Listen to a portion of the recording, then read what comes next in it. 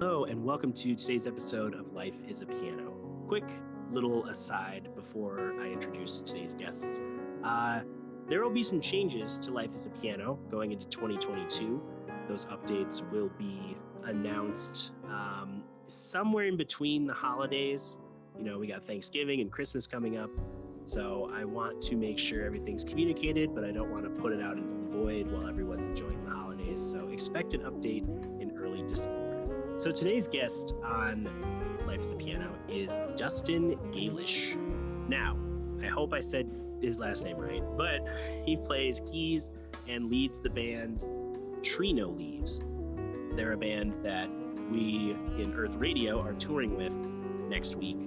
3 different dates: November 18th at the Village Idiot in Maumee, November 19th at Howard's Club H in Bowling Green, and November 20th in Grand Rapids, Michigan at the Tip Top Deluxe Bar and Grill. So that's partially why we decided to chat. It's because we got shows coming up together. So it's been a couple years since we've seen that band. It's been a couple years since, we talked briefly at our last show together.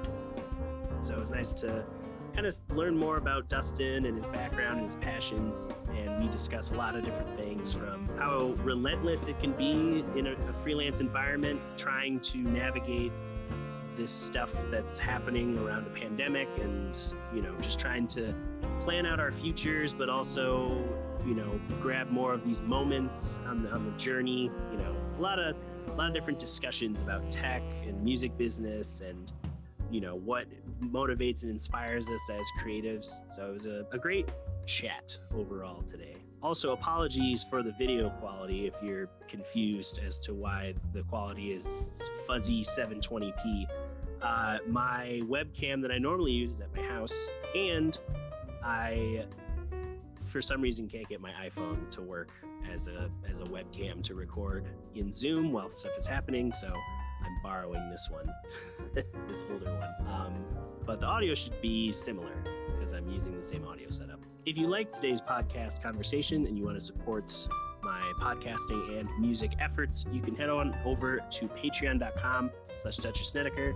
There you can get early access to the podcast episodes in video and audio format, exclusive merch, and more. You can also head over to DutcherSnedeker.com to see everything else that I'm currently up to around the internet. And if you happen to be stopping by any of my social profiles or wherever you're listening or watching this currently, feel free to, follow the account, share, all those different things that show that you are engaged with the content and that, help push it out into the algorithm. So that goes a long way as well.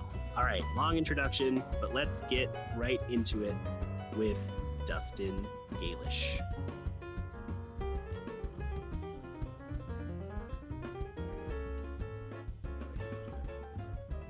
Yeah, that's when it feels even better, is like when you buy it, knowing that it'll be good for, what I want to use it for, and then suddenly you're using it for everything. Yeah, that's a bonus. Yeah, that's a great idea. I use this thing 3 or 4 times a week, so it's great. Yeah, but yeah, thanks for carving out some time to Sure. chat and all that. Yeah, it's a good day. No, I'm glad you reached out. So it sort of was a good time. I'm doing a solo live stream tonight, so it's sort of I'm just keeping the ball rolling. Had a busy day already today, so. Yeah, it's funny. I was reflecting yesterday of how somehow, even though I've been more comfortable in saying no to a lot of things, there's still a busy schedule. Yeah. And it was that thought of okay, this, being back and working is sweet, but there's that weird if 2019 me was put in 2021, I'd be fine, but I had 2020. Yeah. And that was a whole different experience. So I'm figuring it all out still. I think we all are. I had a meeting with a musician here in town this morning. We did some collaborative stuff, and we were kind of talking about that too, where it went from, because they gigged a bunch. She's in a band called Malls in the Attic, but they went from doing nothing to just sort of almost too many shows. And so as a musician or an art performer trying to gauge yourself. It's like being an athlete and trying to like jump in the middle of the playoffs when you haven't really been, you're not even like been having jogging, you know what I mean? So it's like a lot of us had those issues early on. Even I had some issues with my hand just from playing piano I'm playing 3-hour gigs now. I'm not just playing at home by myself. This is a way different thing. So I had to like ice and use creams and stuff. So it's actually a little lesson in that longevity aspect of taking it slow. But we were all itching to do stuff. I'm sure you were too, where we're all sitting at home for so long. So yeah, it definitely felt good to like. I feel like this whole year I was kind of at least eased back into, the routine of gigging with residency I had. It was like Fridays and Saturdays at the listening room in Grand Rapids, and that was purely because when restaurants opened back up in Grand Rapids, they had, it started with like I think quarter capacity in February, and then just listening room can seat about 200 people, so they just put a bunch of tables in and we're like, what if we did dinner music? And I had 4 months of just like, oh, I'm gigging every week again. Like, what is this like? Yeah, it is nice. I mean, it's interesting now. I think, especially for us who live in the north, it's like things start to change a little bit now with the weather and all that stuff too. So it's sort of like it all comes in waves, seemingly. I mean, where I'm from, it's like we're like in the cover band country of the world. So Oh. it seems like because we're not too far from like Cedar Point, Sandusky, Port Clinton area, which is sort of just a lot of yachts. Like when someone says yacht rock, I mean, if you're familiar with that term, which I like a lot of that music. It's like Steely Dan, Right. James Taylor, like just sort of all these. Really, it's like this weird mix of music you would listen to on a boat or something, but that is sort of the vibe here. So for us, like, I think we were all ready to play more music in this area, but there wasn't as much. There's still not as much opportunity around here. It's kind of strange. I don't know. The winter, like it's more seasonal. Like I think a lot of people here gig hard, and then the winter you kind of just sort of hibernate. Yeah, I definitely felt that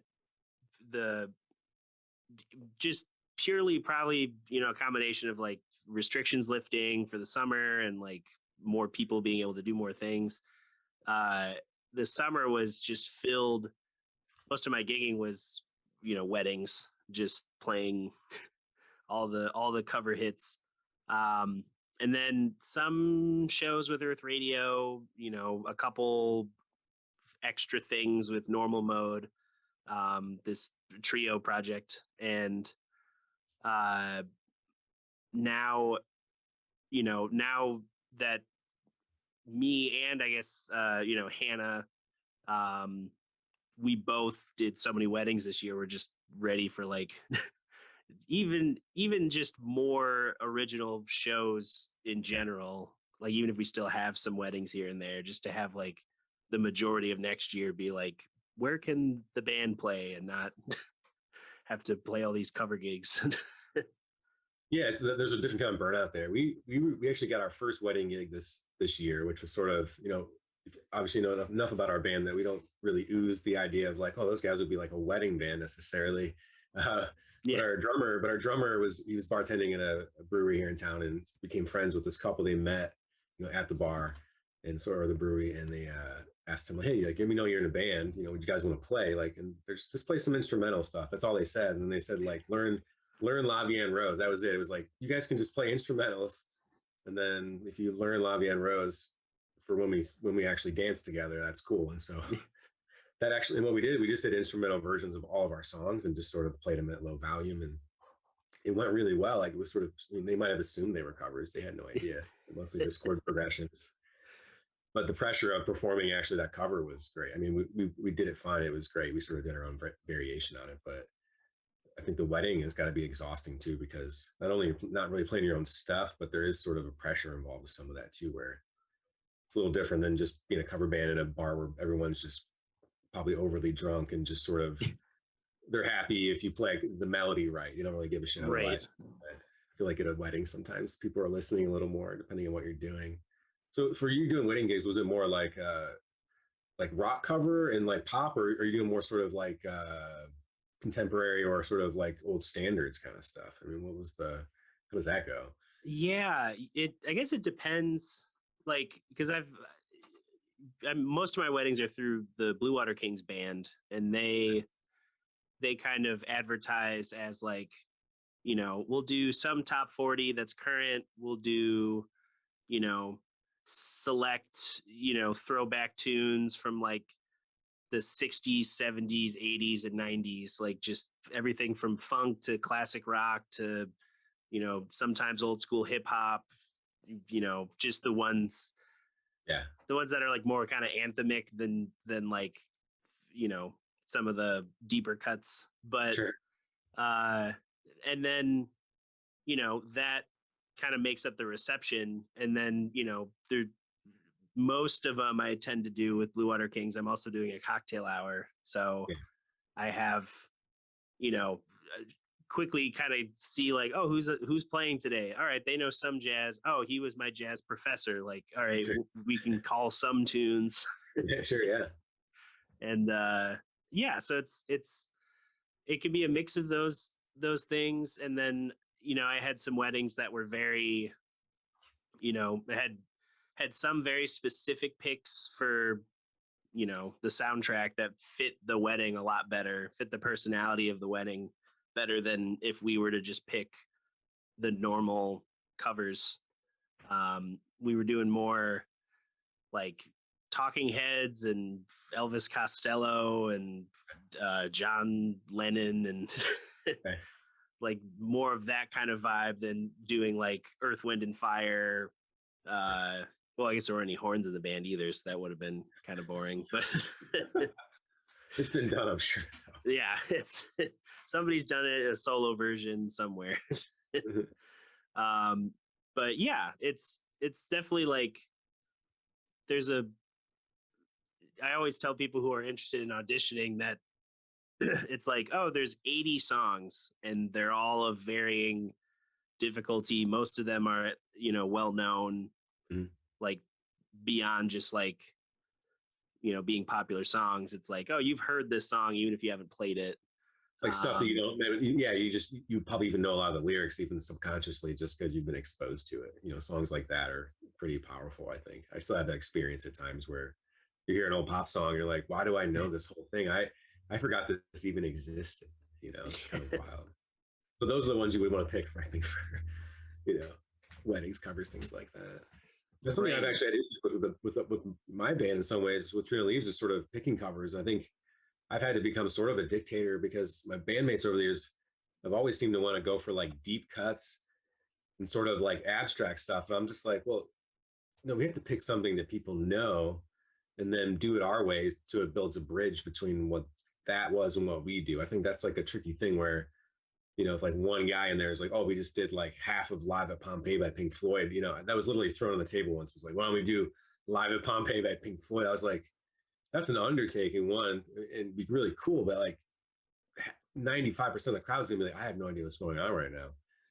Sort of like, it's sort of an interesting. So I've been trying to take more of an approach of introducing more pop songs and stuff that I think right now we do a Talking Heads cover. This Must Be the Place, which is like that's one that like people know. Mm-hmm. We do a Billie Eilish cover, it's called My Future, which I'm familiar with. That's a really good. It's almost like a standard jazz and then goes into like a 70s like groove track, something that so stuff like that is accessible. I've been trying to do more of that with covers because we have to start learning some. Like we learned Sledgehammer by Peter Gabriel, that's just a fun song. Oh yeah, even that one's tough. Like last gig we played, I was gauging the audience. I was like, all right, there's some of you here aren't going to know this song still. It's going to date me. Like, see, I'm almost 40, so I was alive when this song came out, but it's still sort of like it's hard. No one seems to cover much music from like 2000 to 2020. It's almost like we all like forget.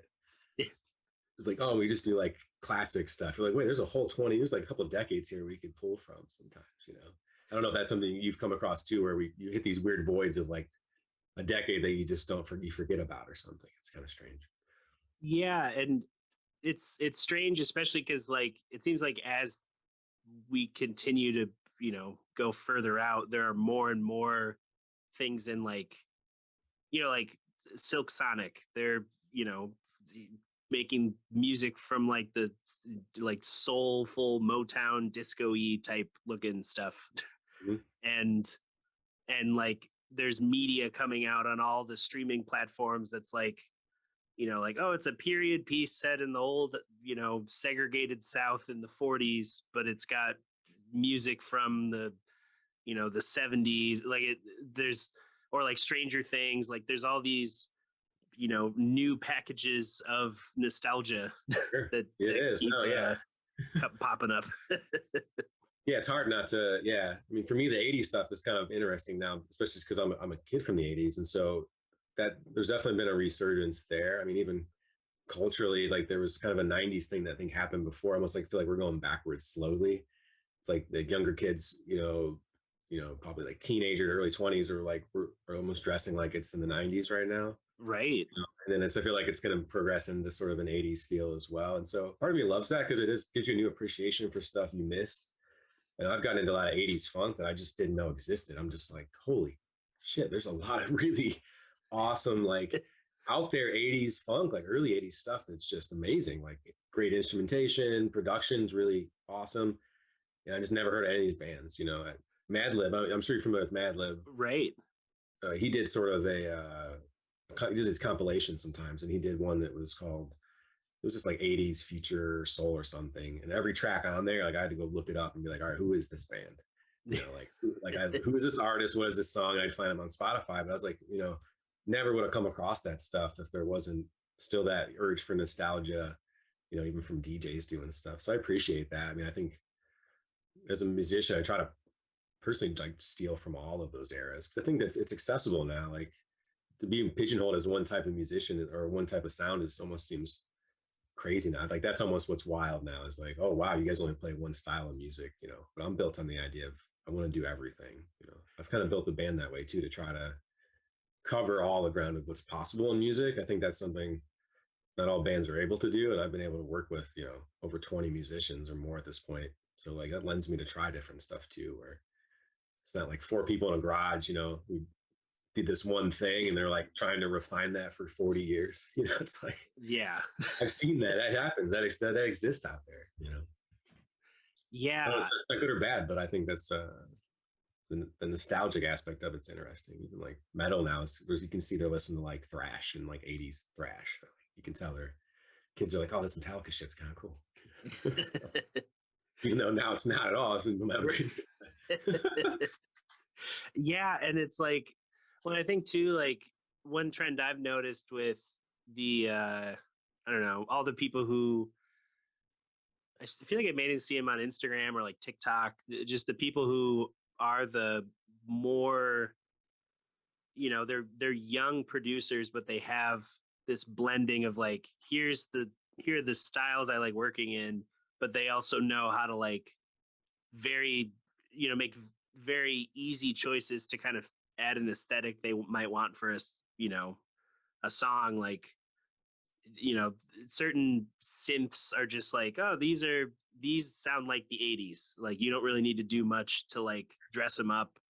Yeah. Or like, oh, this technique or recording to tape or, gated snare or just like all these like quick go-tos people can like abstract from different styles they're trying to make and then just reinventing it, in different new songs, new blending of styles.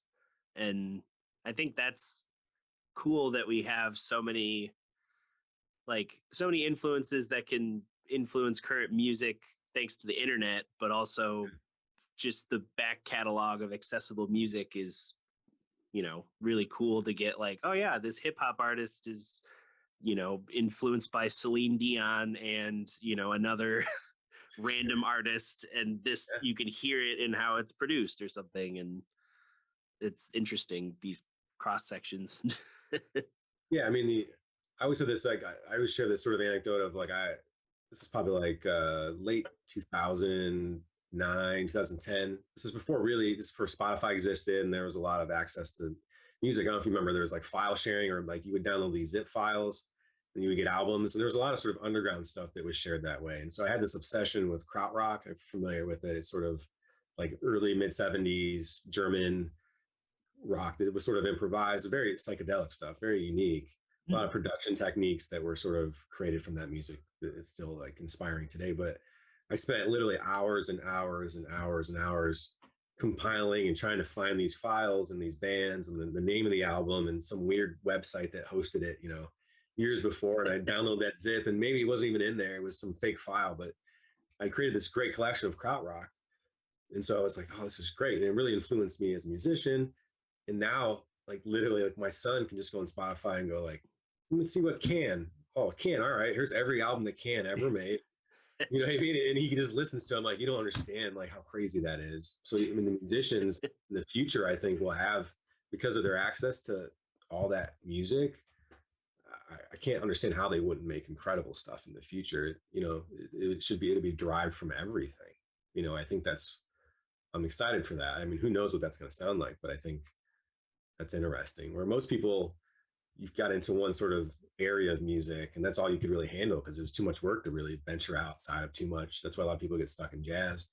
It's like, oh, it's like all I listen to or something. And same with, classic rock or whatever it is. There's sort of, you're almost very pigeonholed to what your knowledge of music is. You bring someone in who's like, all right, this is the metal guy, and this is the funk guy, and this is the girl that really understands this contemporary thing. And it's sort of like, you don't find that as much anymore. I don't know if that's something you experience too, being sort of, I think you're from a school of music, you probably went to school through that route. I didn't take that route at all.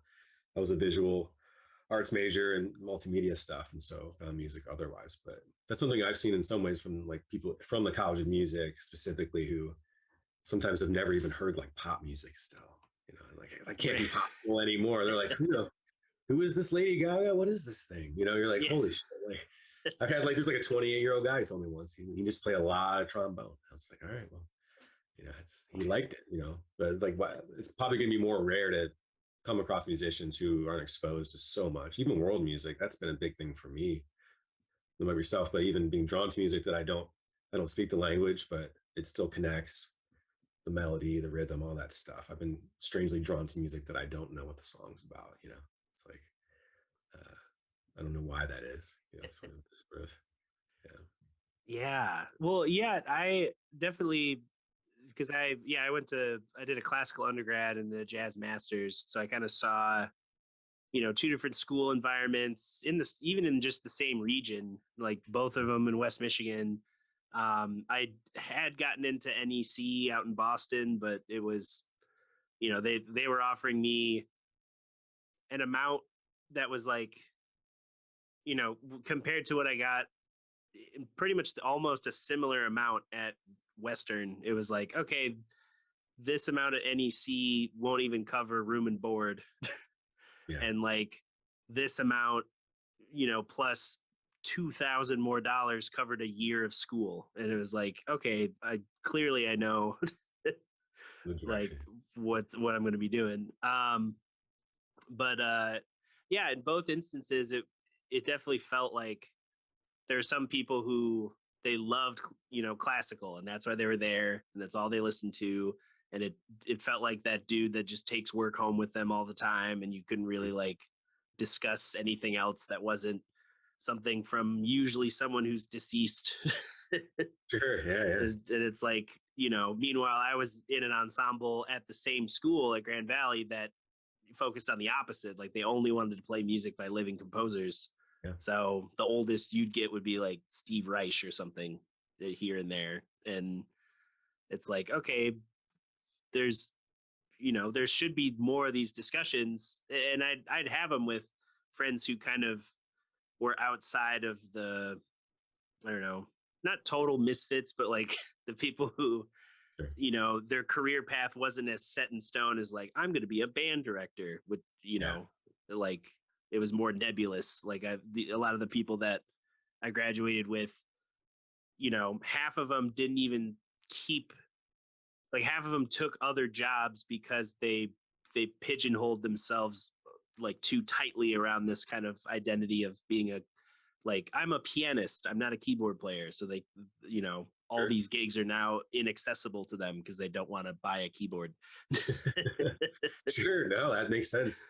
That's funny you say that, because I like, it's certainly a conversation, with other, I guess, keyboardists or whatever you want to call it. In some ways, I'm not a pianist by any means. I'm a keyboardist now, but I couldn't even say that until for almost, at least 5 or 6 years of me pursuing it on a more of like a hardcore level. I think I've been playing, piano for like 10 years, but that's not even really the thing. But like other people who've been playing since they're a child, that's sort of, my wife took that route. She was classically trained, started playing when she's 5. She's been playing for, just her entire life. And so her relationship with even the instrument's very different than what mine is, which is interesting. So I can only imagine what it's like when you kind of keep that trajectory going, and you become even more sort of identified by as this thing that, like, I'm a pianist, or like, what is, I don't touch synths, like that's like those are those are not, for my fingers are too good for those, or something strange, and so part of me understands it, but I think it's a little limiting. But there are lots of people outside of that world. Like our saxophonist Garrett Tanner came from the new music department in BGSU, which is sort of known for more like more contemporary, like let's say living composers and things like that. And so his appreciation for music is very vast, to the point where he's more into like, very obscure metal stuff, that when I first met him, I thought he was actually joking. When we actually had a radio gig and they were asking us our influences, that question's always sort of a tough one. You're like, oh God, all right, well, we'll sort of put them together. And I remember we were naming off things, and usually you want to try to say stuff that's relevant to like what you're making now, but he came out with sort of these really obscure, like, Fist Crusher and just obscene names. I was like, oh, he's joking. And then he was straight faced. And like, I looked him up. I was like, oh no, every one of these bands exists. Yeah. So, but at that point, his knowledge, I knew him from the college music, more contemporary jazz stuff. I didn't really know, it was kind of cool. It's like the idea, like, I didn't play music as growing up because I was an athlete. And even that is strange, where it's like, you didn't do both. That just didn't happen. Like, I still remember a basketball player who was in choir. And I remember being like, what is that? You can do High that? School Musical? I'm just like, wait, you can play a sport and sing? I was like, oh. I sing in choir up to that, but there was usually when you get to high school, it feels like there's a decision to make where you either do one or the other. Especially if you're serious about one or the other. It's tough to kind of do it both ways, but part of me is still angry about that, because I think that's why I stopped pursuing music for quite a while. Through it's just because being an athlete was like something you didn't do. So it's the same kind of silly rules, right? If you play a sport, you don't sing. I mean, that just doesn't make any sense. It doesn't. I hit things, I don't sing. It just doesn't make any sense. So well, and it reminded me, having to make that choice, because I never. I mean, I've been playing piano since I was 8, and I still, I've been playing recreational soccer and baseball for, probably since, T-ball. So like 5 years old. And I had played it consistently up until about junior year of high school, because, part of it was like getting more into like, okay, I definitely want to focus on more music stuff. But the school I went to, Grand Rapids City High, at the time was small. It was like 650 students between the high school and the middle school, and it was all in one building. And we didn't have the numbers to have our own sports teams, so we'd have to play for the other public schools, kind of near where our address was listed. And that worked out for most people, because band would be during the day, and then there wouldn't be that many times where it's like, we're doing an after school band thing like that. If that was planned out, it was usually like at the top of the year, and the coaches would know, like, okay, we have these people out because of a band concert or something. Yeah. But then there was one year where the superintendent of the public schools at the time, I don't know if it was purely a cost saving attempt, but he turned every school into an arts hub. And instead of having like, oh, Union High School, they have their own band and art visual arts thing and maybe a theater elective or an after school program. And then like, oh yeah, city, we have our own band and theater and whatever. They made it like, like city is the band hub, and anyone in the public school system has to go to city after school to do band. And we're only going to provide busing to these hubs, not back to your neighborhoods to get, have an easier time getting home. So all these people who were able to do band and sports had to, they had to choose, like, do I want to play, soccer in the fall, or am I going to play clarinet? And it kind of affected everything, because there were some, good sports players who had to leave teams because they wanted to pursue music, and then other, great musicians picked sports because they liked that better. And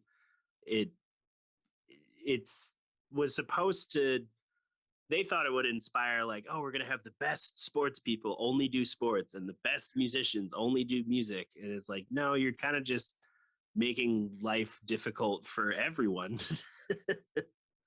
I think it's like, yeah, it doesn't make me think about that. I mean, that's like it's culturally something we do deal with. I think it's almost like funding, right? It's like, oh, do we fund the sports or the music? It's almost like high schools operate on those two. Like they don't do both, right? Like I came from a school that was really about, we were a Division I football powerhouse. I played baseball. We won our conference like 20 years in a row. Like it was like an identity. And I don't think they sat down and went, hey, we're going to be a football school or something. It's just some of it's just the nature of the resources, the type of people that are around. We're more of a suburban kind of country area, so it doesn't really ooze a lot of art and music, really. But there were other areas that did. But I also think, for me, like I live in an area now like Bowling Green where there's a nice balance between the two, where you see that sports they care about it, but it's not the focal point. And it seems like music, art, that's really like kind of, they understand that there's more to that. Plus, because of the longevity of those things, I think that's what I struggle with too, where as an athlete, there's a shelf life to that. Mm-hmm. For most people, right? In the best case scenario, you're a pro and you get to do it into your 40s or something, right? But that's still like only half your life, or so, especially if you're healthy. But I think the idea that with music, it's something you can do your entire life. If anything, it could add years to your life, in a certain way. I see it as that now. And certainly the studies there now for, how it helps the brain develop, all that stuff, it's sort of, I do appreciate that more now. Wish I was exposed to more of it as a child. Certainly something that I'm not like, I don't have like a grudge against my high school. I had a good experience, but it's strange that they almost have to pick between the two. Yeah, like you can't have those identities. You're either one or the other, which is weird. I don't know if that's more of a regional thing. Maybe that's a Midwestern kind of choice we've put out there. Like either we like the Browns or we like the Bengals, it's sort of like, if you're not a football person, then you're a soccer person. I don't know. Just never really, it's not right. I think a good balance would be great. That's why I push for my kid too. I have one son, he's 5. So hopefully a good balance of a little bit of sports to get out some of that aggression, which is, I think a lot of people have that all that energy to get out, and then sort of a disciplined approach to, and then apply that to music as well. So music is so definitely the balance. Definitely, I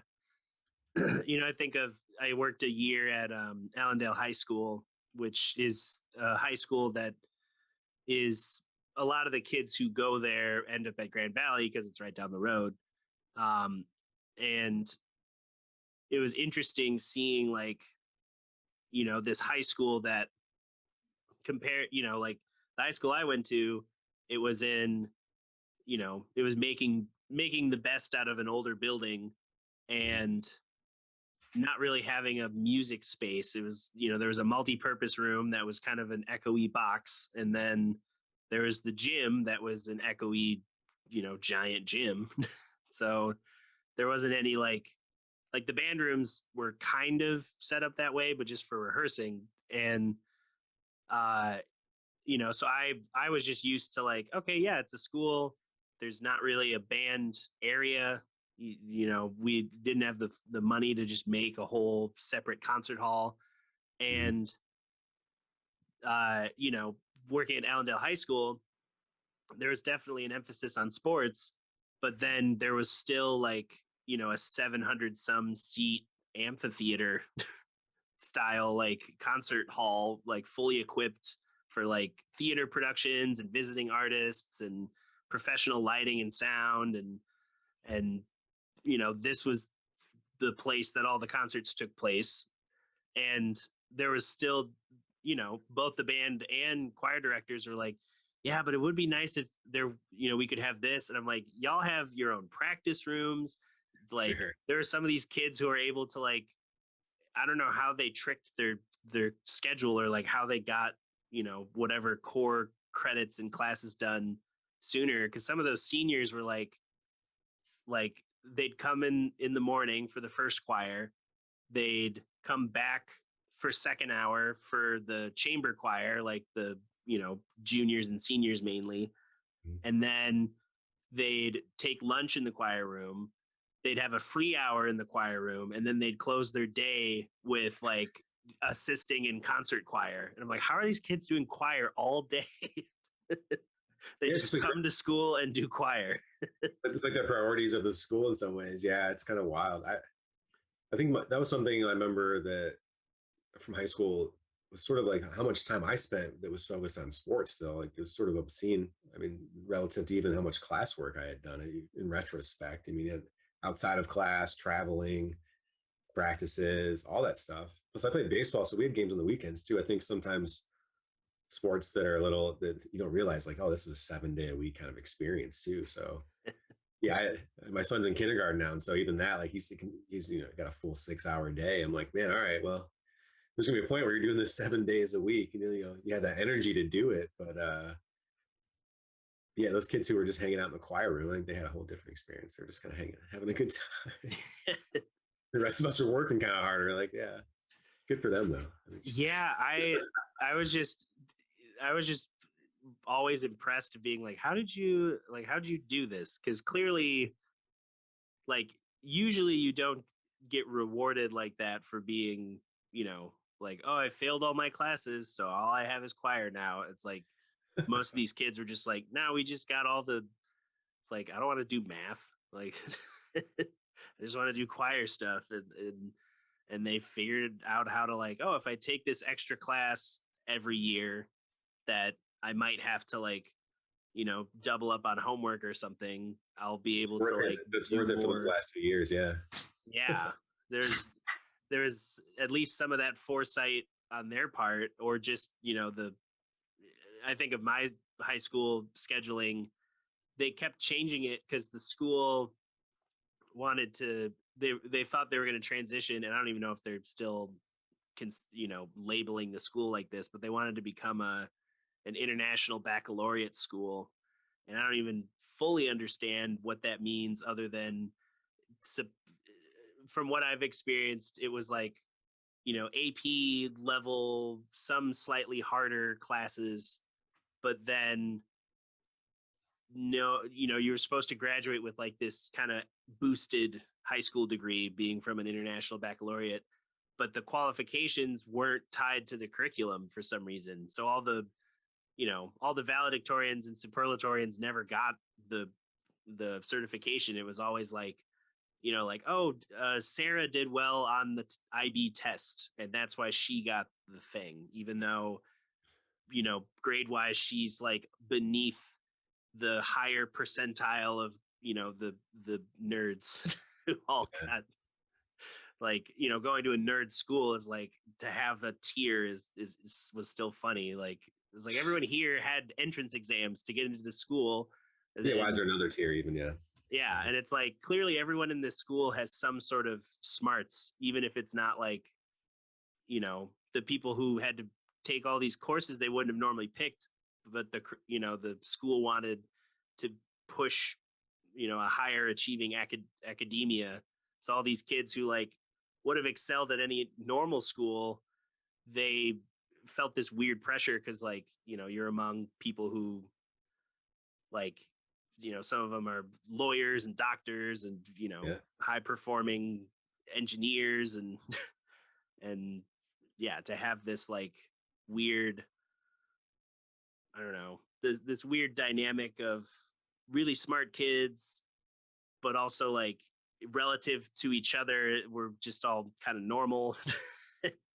and everyone kind of having their own, thing that they're clearly focused and excelling at, or just being open to like, oh, I'm not going to go right to college. Like I'm smart enough to understand that I don't have a focus and I'm not ready for it financially. So I'm not going to go right away. So it was, yeah, interesting to have, that environment. And I think of it compared to other high school experiences that other people had, that like some things were good about it, some things were weird. Like I found out recently from a friend, because our 10-year anniversary is this year, and people are organizing it, and they were referring, or they were remembering like the curriculum, and how like technically all of us in our senior year could have just graduated at the top of the year, because with all of the shifting of how the calendar year was between like blocked schedules for classes, trimesters kind of extending the year, like we were done with the requirements in our junior year and we still had a senior year of school. And they just didn't tell us. So I often think of high schoolers now, it's like, like if you're smart enough to parse through like how your curriculum's done, like, I don't know, like my sister did that. Like she knew she could do better at a different school environment, and she left and then did like an accelerated program and graduated early. And instead of, having to do 2 more years of school, she only did 1 more year and was off to college earlier. It's nice to have some foresight for that. I mean, my experience, I really had no foresight about college, how to pursue it. It was almost just sort of assumed that you would go, you just went, even if you didn't know what you were doing, it was like, well, you just go anyhow, and I think that's Right. sort of, it's almost like, which created probably a lot of issues with student debt and stuff nowadays. With, it's not really their fault.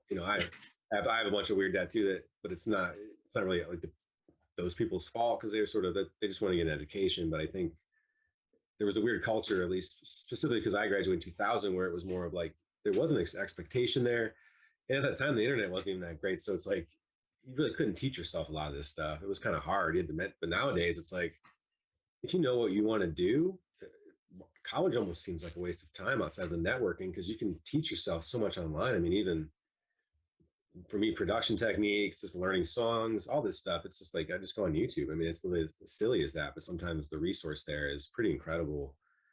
And so like for younger people pursuing anything, it's sometimes college, obviously now, is not really as needed. I mean, more or less you're looking for something specialized, or Right.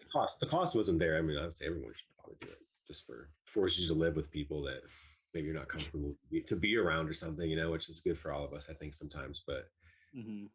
yeah, I had no foresight in that area, thinking about stuff, which is cool, even to think about, taking time off. Or I think a lot of European countries use sort of that time to like force you to volunteer and do stuff too. I think that's sort of like, it's sort of considered like service work or something, but they just go, hey, you're done, take a year or two, just help people out for a while, sort of don't like, this will work, and then sort of see where you want to go. I feel like that would probably work pretty well in this country too, because I don't know if being 18 to 20, not the best time in your life for decision making, usually.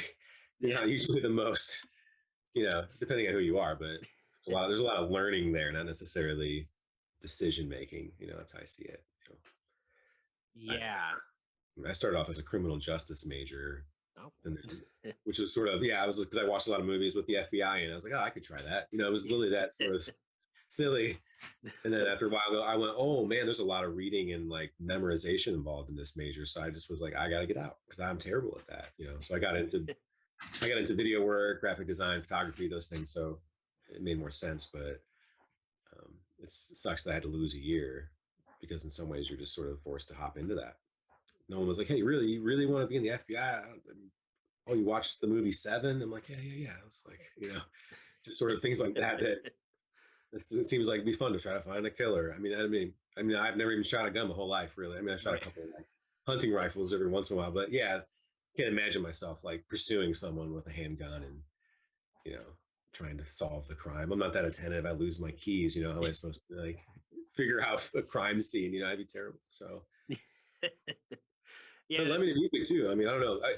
Do you feel like, what really led you to get more into like pursuing music as like the thing you do, or when you were in school, were you still there? I mean, when do you remember the moment where you felt like it was like, this is something I want to do for my who I am? I mean, what age was that? Yeah, I want to say somewhere between like the end of middle school and the beginning of high school, Okay. because I feel like that was the first time, as I'm, it was getting more social, getting to know more people, personalities start to form. So you're starting to see people like, you know, they're slowly deviating from just being little carbon copies of their parents and Yeah. starting to like figure out the world around them and what they want to do. And music was always something that I I always knew that I would continue to play music, but when I made the decision like, oh yeah, I want to go to school for it, like Mhm. in high school, that came with like, I had been doing the Aquinas College Jazz Camp and like, doing a summer session at Blue Lake every year for like 3 years. And I took lessons with a really high caliber pianist who, got me competing, even though I didn't really like competing, and improved my skills on the keyboard a ton. Like he, he knows how to. I mean, he was a bronze medalist in the Van Kleinberg competition, and that's one of those, you know, Yeah. Yeah. career making competitions. Yeah.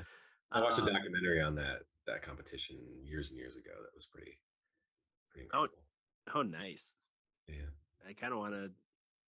I want to know more about it because. I can't remember what it's called. Yeah, it was really interesting. Yeah, they sort of fought a handful of people who were preparing for it, and then even had some of the performances. But yeah, let's look that up.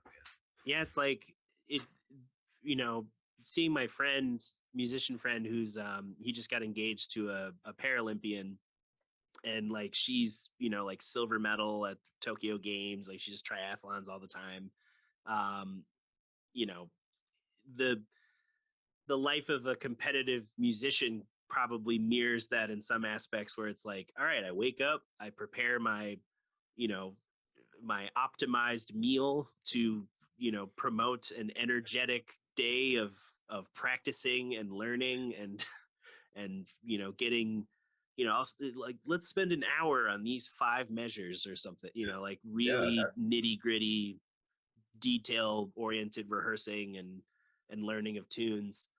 um there was a point where I saw like and really felt the kind of the panic that was always in those like rehearsal, like the rehearsal areas right before people would go on stage to perform for the piece they're competing with, and just being like, I don't want my life to be like boiled down to like these hyper intense 30 minutes. Like I'd it rather should be do about other the stuff. larger picture. Yeah, it seems like it's more about the larger picture. That does it does pigeonhole something down to a very minute thing. I think there's a lot of pressure there.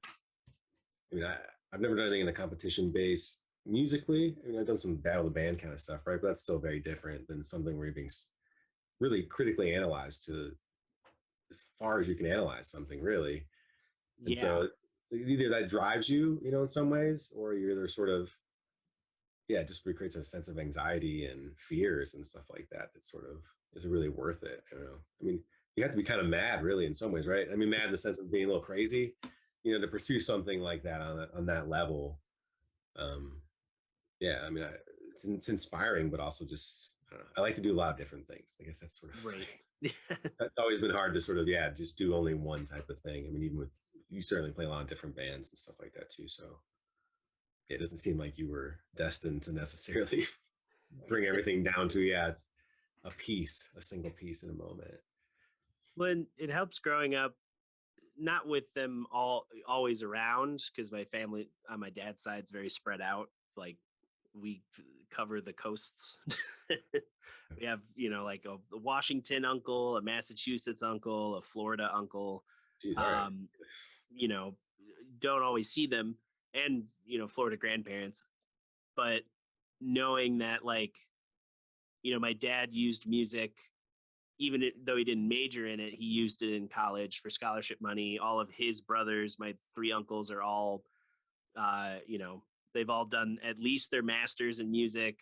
2 of them have their doctorates in some sort of music field, and they all have a blending of like this is the main thing that I do, and then here's all these other side things that kind of feed into the main thing.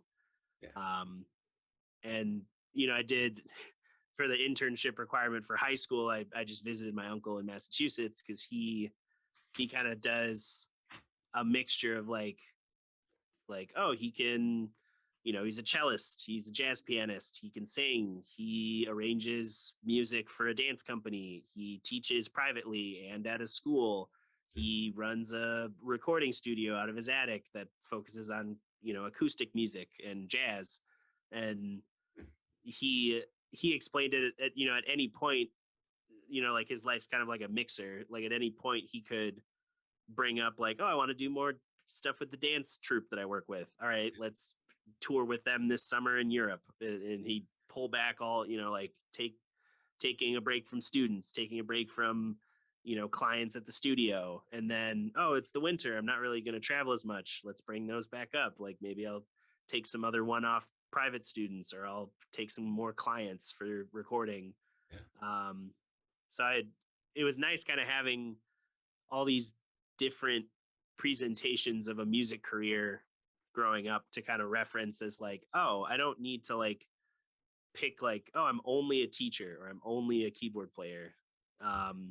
And I feel like nowadays it kind of lends itself to being a little multifaceted, even if you're not, like, oh, I want to do like a more home recording stuff, and you get really good at that and you want to post about it, but maybe your videos aren't like, amazing, but it still comes across as like, oh, he plays keys, he produces like there's more of a nuance to a music career now, especially with social media kind of exposing like the lives of the session workers, the jobbing musicians that can hop from band to band on these tours. Yeah. It's cool to see like more people kind of understanding that, like, yes, you like guitar playing is your main thing and you love it, but you also kind of have to dip your toes in other aspects if you want to have a little bit more of a holistic approach to to doing the arts.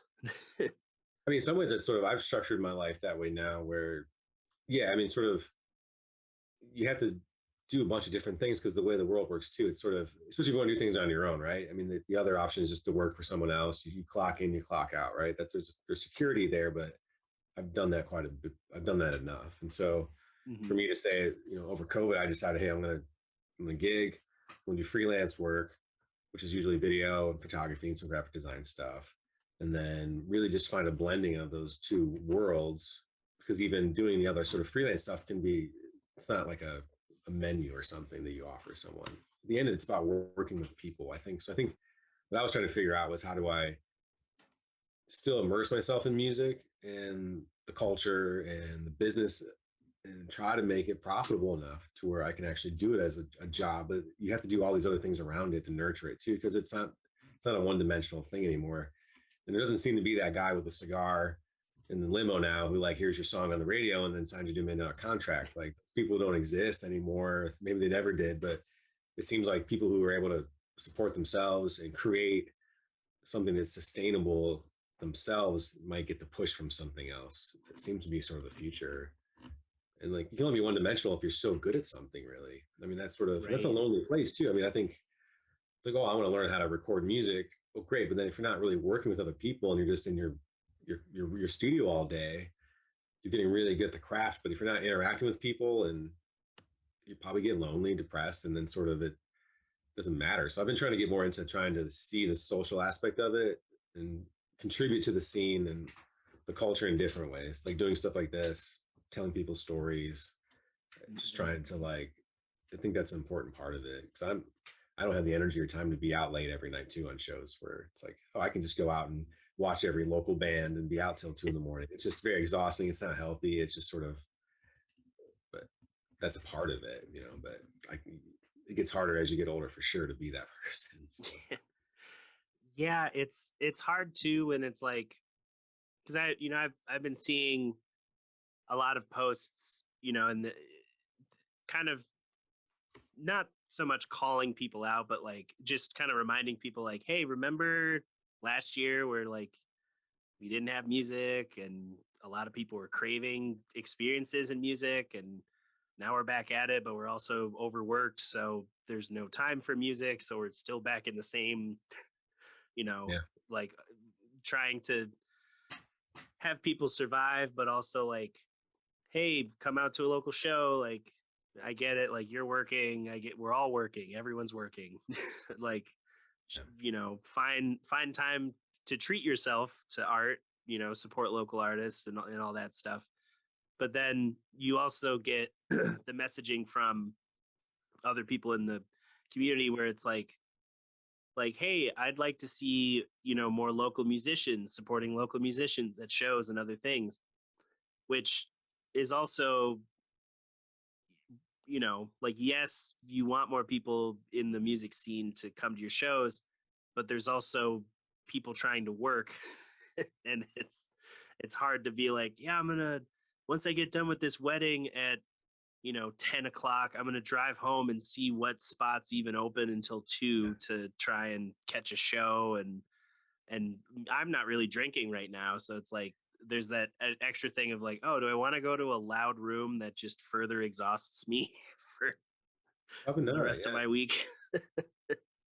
It's a really tough thing to do. I feel I can't be angry that people don't come to shows in some ways, because I understand it, and like I'd be a hypocrite because I'm not there either all the time, right? Right. That's part of it. I've been to a lot of shows this year, but I was playing, most all of them, a handful of things. But again, because you're working, you're trying to recover, you want to rest, you don't want to wear yourself out. But I think it's complicated right now. I mean, it's sort of, I think people are consuming music. This is what's hard. Like they're being exposed to it, and like it's a part of their lives more than ever.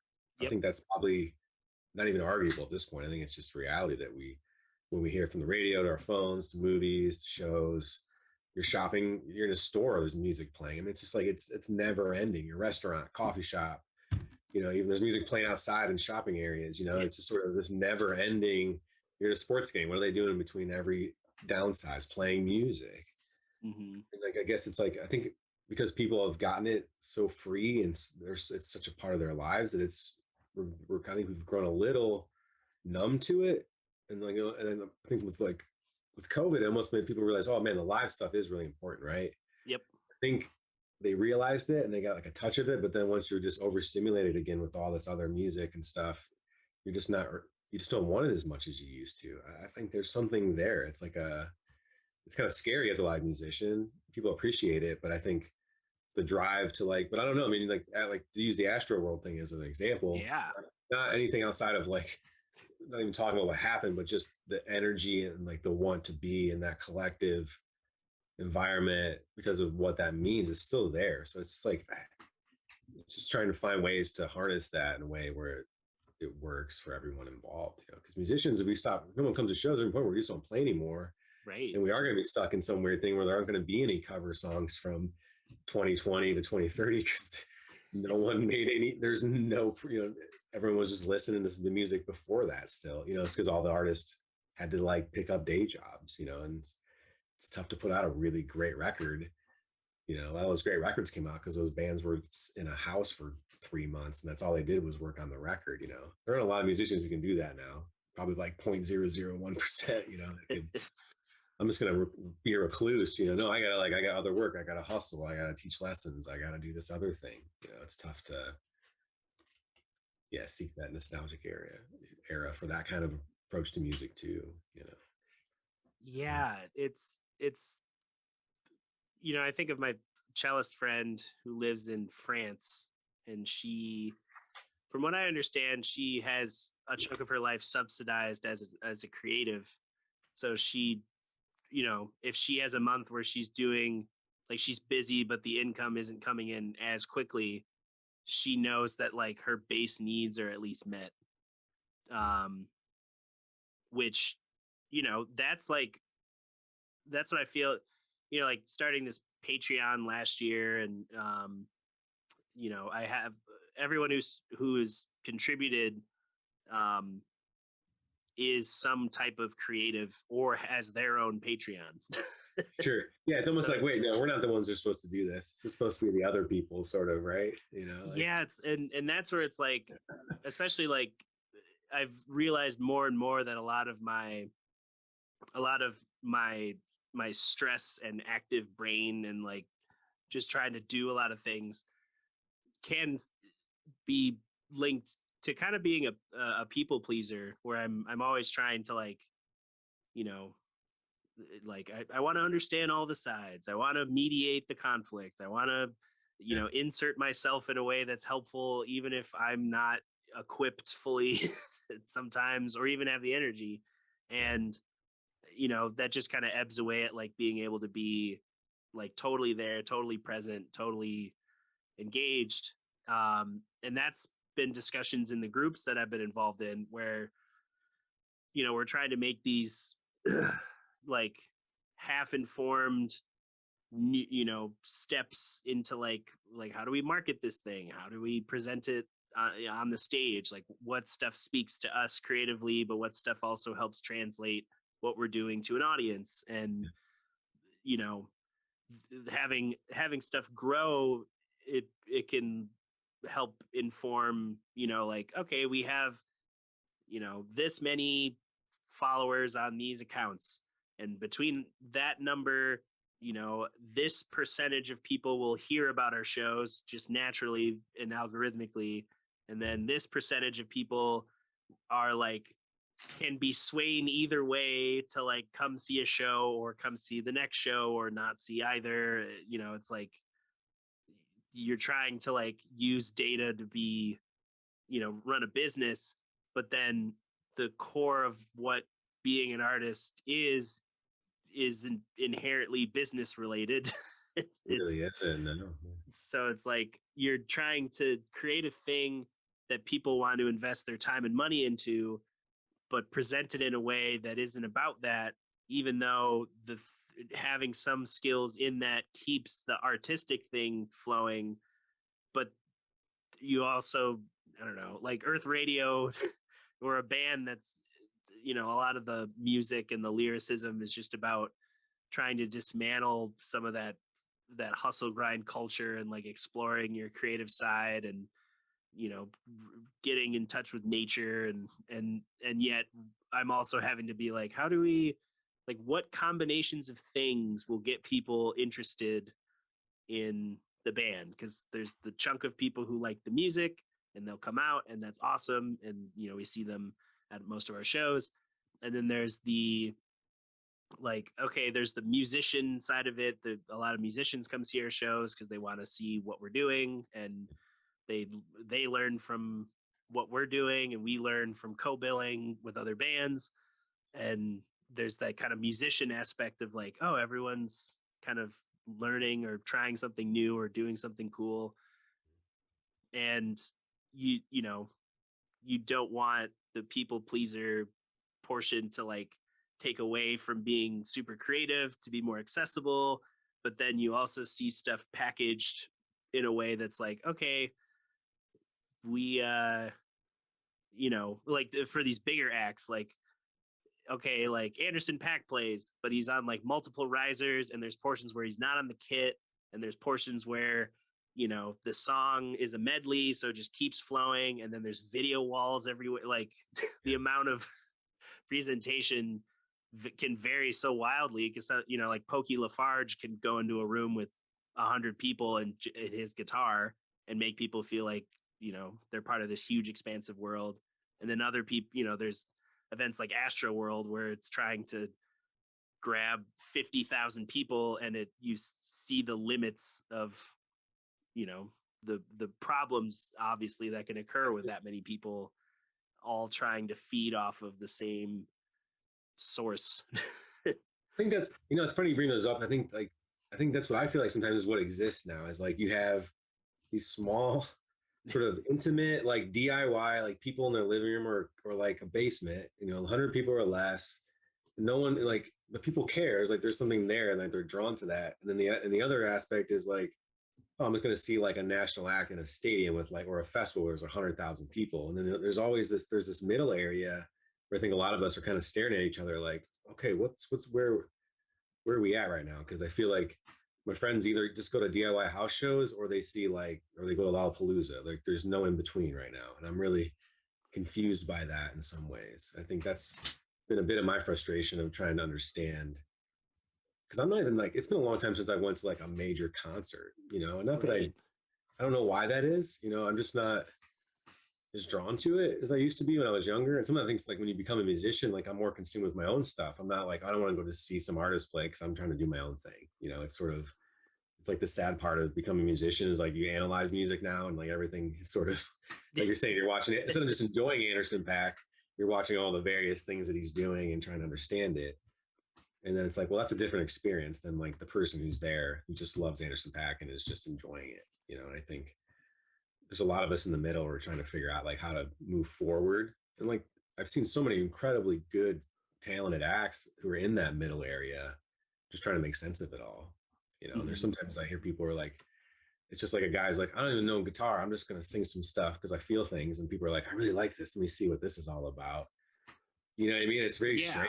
It's like it's not a diss on the DIY thing. I was there once. I used to be a looper. I didn't even know many chords. You know, I was just bullshitting my way for a couple of years just because I like sound. You know, so I understand that world. But when you see musicians, people who are like, I can play for 3 hours of music at a high level, and we're kind of like at the end of the night looking at each other like, man, there should just be way more energy and people here. But this is a part of culture that's still needed. You know, it's sort of. I think people a lot of times they enjoy it when they're there. They just don't know about it. I think that's the hard part about it. There's just people. It's just they don't know. I mean, it's like say we have 2,200 Facebook followers, and I get like 5 responses or 10 sometimes. Yep. If I post more than once a day, I get 0. You're like, wait, this is like this doesn't make any sense. And I know that like you've done some digs into the algorithms and stuff, but I've had to disconnect my soul and like my heart from that stuff and just be like, this is numbers.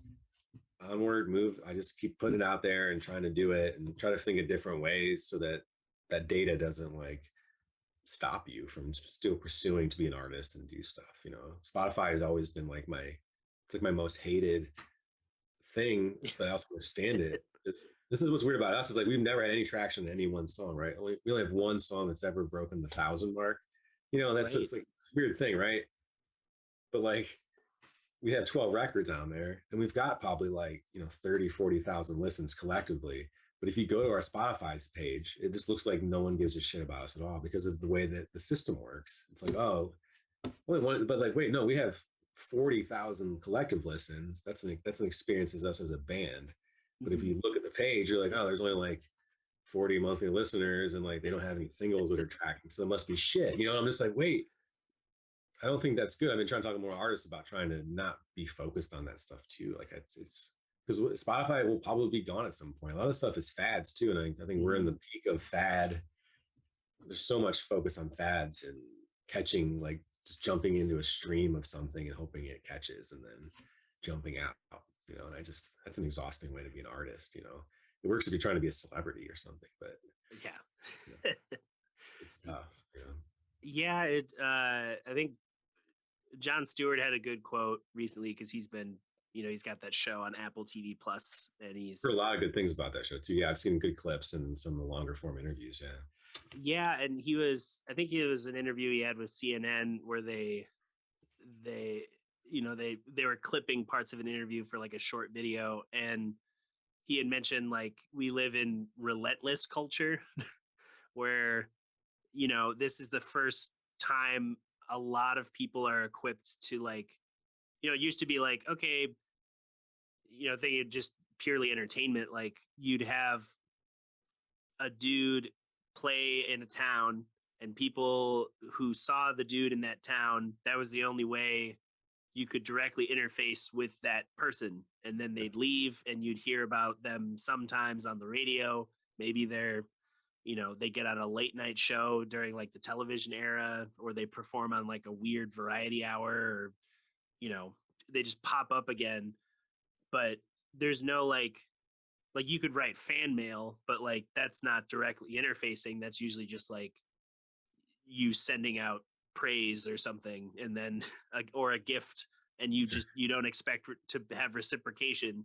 Whereas now, some random dude could log on to onto Twitter, leave what he thinks is like a half, like, oh, I'm just mad at other stuff, but I'm pouring it into my disdain for this person's music video, and then someone on the social media team or the artist themselves can they can directly respond. People can make content about that comment. Yeah. Like it's the amount of like people who still say like, I thought it was a funny take of like someone saying that like I'm a voice for the voiceless, and it's like, I don't know who, like there are people who have voices that are like, like, oh, I'm Soy Tiet. I'm just a random dude who lives in like rural Vietnam or Thailand. I forget where he lives, and I make videos where I'm using the handful of words I know in English. I know a lot of numbers, and I'm just gonna sing and count, and that's a career. And hundreds of thousands of people know about him, have memed him, have remixed him, but then there's still a chunk of the planet who wouldn't know who they are at all. And it's this weird time where like seemingly anything could pop. So a lot of people are trying a lot of things, and a lot of people are, I ran into someone who like unironically told me he was an influencer, and I'm like, okay, you based on what though? Like the fact that you want to sell t-shirts, or the fact that you live on Instagram. Like, I don't know what that means. But anyone who's a preacher, or just someone who stands on a podium, you could be considered to be an influencer. What does that even qualify? I guess it means you're being paid for it or something, I guess, at some point. But even that's this weird term, right? I mean, even musicians, are you supposed to be? Yeah, it's almost like that's what you're seeking for success, is like to be an influencer as a musician or something, which I don't think that even works. I mean, yeah, it's weird because like the people who want, I feel like the people who want that's the celebrity of an influencer, they want their life to just kind of be propped up by like a handful of brands and phrases, and they just kind of exist to be, like it's like, oh, good morning, hope you're all doing well, and then they like pan to their nice, landscape front lawn. Yeah. And in this, this need to like, I don't know, like companies like influencers, because it's like, oh, we don't have to endear ourselves, we can just have other people who've already endeared themselves sell our product. And that's a dangerous space to live in, because you have some of like the Paul brothers, they don't care what happens to their fans, they're just making money. And then there's other people who like, they won't get that type of support based on either the content they're making that's very specific and focused and isn't as broadly appealing, or they they think that they're on a track to make good content, but they're actually making engaging content that's harmful.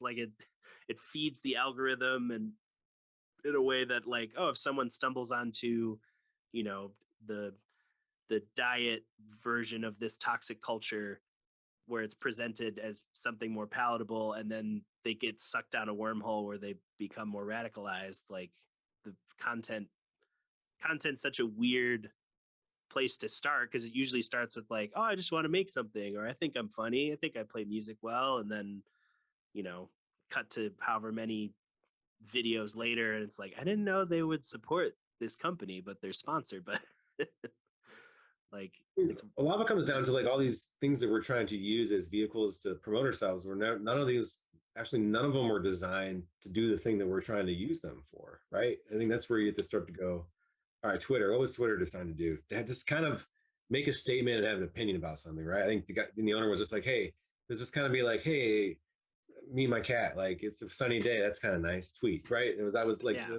that was his intention. It was just, I want people to, about a short form, sort of just to say something. Instagram was just, oh, this is a pretty picture of my food, or like my backyard or my feet. That was it, man. That's what started it all. Then no one was like, holy shit, you know what this could do for music? No one. That was not like, it's plus it's an image. It has nothing to do with music. It has nothing to do with Facebook. Initially, it was designed as a way to judge people, right? It was Yep. the analyzing girls in college, and then initially it was just a way to see what your college, other people in college were doing. That's it. That's the whole point of it. So why would any of us think that those three things are going to provide anything for us as musicians? We're just stuck with them because that's where everyone's faces are, right? And that's really where we're Yeah. at. But if none of the, and like they give us these tools, I'll share a video, you can share a song. It gives you some little bit of tools to share things. But once we lost access to those people, it seems like we're just using something that was never intended for us to use anyhow, and so maybe Mm-hmm. it'd be like an experiment to say like we're just going to all leave that and go back to old school promoting, which is like flat, like putting up posters, like just talking to people in the street, being like, hey, what are you doing Friday? I mean, just like stuff that we used to have to do as musicians that like kind of worked, and just like jump off and be out of those things. Unless someone's like, hey, I made this app, you know what it's called? Get people to go to shows. Yeah. You know what I mean? You'd be like, oh, okay, this is actually might be a decent thing. And it's called like how to get, how for bands to find gigs. Oh, okay, that sounds like an app I'd like to use.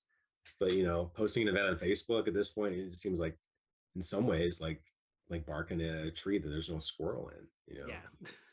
You're like, I swear they're in there, but they're not. They're in a different tree. And so it's hard. Yeah, it's a weird situation. I think we're in a revolution, I think, to understand how do we move past this, because what if Facebook and Instagram goes away and Twitter, where do we go? Right. Right. Part of me is even like, just use your phone, like text people. I Yep. think that's my most powerful tool is like, every time we have a show, I send personal text to every single person, because you can send a picture, you can send a video, Yep. you can send them a personal message, like just do that, as opposed to trying to use the timeline of madness, and it's not that invasive. I don't think people, I've never had someone be like, hey bud, if you tell me about one more show, I'm deleting you, I just want to let you know what's happening. I think that's, as musicians, that's all we can do, right? Is let you know, give you the opportunity to go yes or no. Do you want to be here? This is when it is. And then if enough people see that option, they usually, it works out. But I think a lot of them just aren't seeing it anymore. Yeah. A lot of people aren't seeing it, and a lot of people have it's weird how, I think back, you see it within so many other things that how do you ever like make a mental note of it? Like it's tough. Like, oh yeah, that's going on. Like I just saw 100 different images in the last 5 minutes as I scrolled right. through. Yeah, and it's like there, there's like you see it in, not as like you see it pop up on a feed, and usually, I don't know, I feel like, especially with platforms like TikTok, it's like it's condensing the dopamine hit into like, oh, I scrolled down to a video, it's 10 seconds long, it's about a dog who fell over and there's ice cream, and then the next one's like, someone trying to have a slightly like broad take on a very specific issue about, like something in the news, and then that's like, oh, I'm angry but I don't really want to read further, and then you go to the next thing, and it's like an emotional appeal to like call your mom, like it's been so long, and you're like, oh, and it's just all of that, and then suddenly there's like, hey, come see me on Friday. It's like, I don't care. And then that's the perfect example, right? No, I think I had that conversation like a couple weeks ago with an artist where it was like the same thing. Like you're dealing with like death, destruction, riots, disease. Hey guys, I got a new single out. What's up? You're just like, good God. I mean, that's a little tough, where it didn't used to be that way. Like you would go to the record store, you'd ask the person on the counter, what's new this week? They'd be like, oh yeah, there's some shit right here. There's some new stuff. You go, oh, okay. And then maybe you check it out. There was not this whole other, like, it's like rolling the dice. I feel for other artists who are trying to make it work in that area. It's tough. I think it's exhausting, right? And it gets away from you making your art, which is the whole point of this in the first place, is to make things. I've been a huge, like, I've been caught up in that myself, where I was like, how much time did I spend today thinking about the thing and preparing it, as opposed to just doing it, and it's a part of it. But I think sometimes, I guess you can pay people to do that, but none of us have resources to do that necessarily. Well, I mean, some of us enjoy it too. And again, I enjoy a lot of that aspect too. I can imagine you do too. Some of it isn't like I like a bit of the hustle. I understand it. It's like enjoyable too. But if you're not getting results, it starts to feel like, oh, is this really? Am I getting sort of those little endorphin rushes from doing this too? And it's not helping anyone. It's sort of right. Yeah, like, do I get some weird feeling when I post something, even though it doesn't do well? I don't. It's probably something in there, but yeah, I don't know. I haven't thought about just doing radio. Like, just I don't know. I was just trying to think of more different ways to get access to people. Just other than the phone. Because even the computer, like that used to be kind of where people would see shit, but no one's on their computer now either, really. Yeah. Go to our website. You're like, oh, okay. I don't really go to websites. Yeah, I don't check. Because we have TrinoLeaves.com. It's a Bandcamp. Love Bandcamp. It's been great. There used to be a time when we got great traction on Bandcamp. Just listens, thousands of downloads, right? This is like back in the day, prior to all these weird things existing, Facebook, Instagram, all this. There was a culture, people were doing it.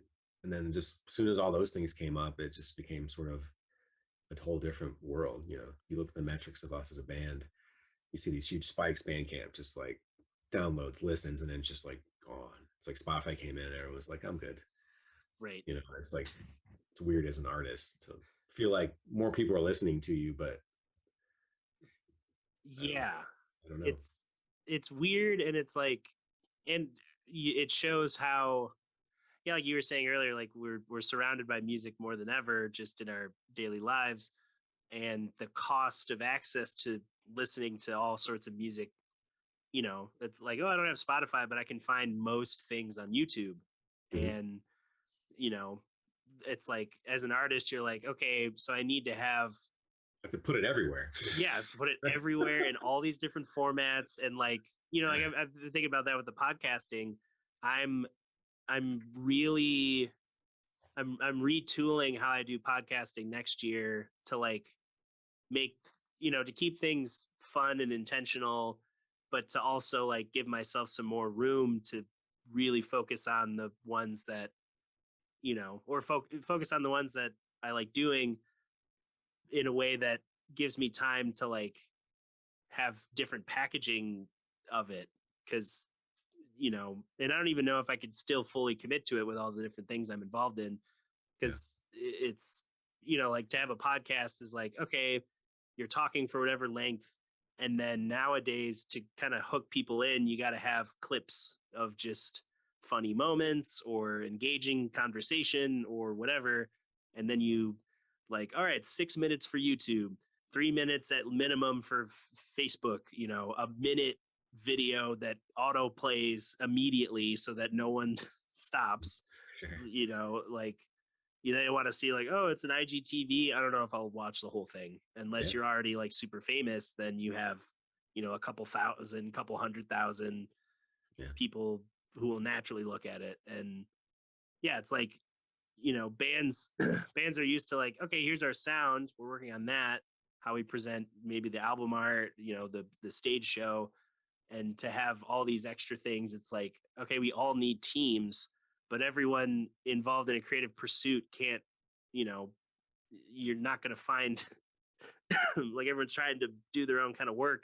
It's hard to build out a team when earnings are just enough to like, okay, we can, like for Earth Radio, like the money we made this year, we can pay for our album. Like, that's sweet. That's the first time we've ever been that comfortable, recording an album. But at the same time, we're also thinking of like, all the changes that came from last year. Like, how do we expand what we're doing and what we want to do, but also scale back some of the work that the band has to take on, because it's hard to like fit in all of the hours needed to make more content or send out more emails or it's a constant thing, I guess. Yeah, that's something I've dealt with too in trying to expand the band sound, but it also adds more variables into like scheduling, and then you make less money, and then there's just more creative differences at times, and it just sort of, I think that as any artist, you have to find what's your real core of the group, and sort of what can you get away with the least amount of. It's almost like I've been trying to see that too. Like, let's like how can we pull this back a little bit to find out what's the real core of what this thing is?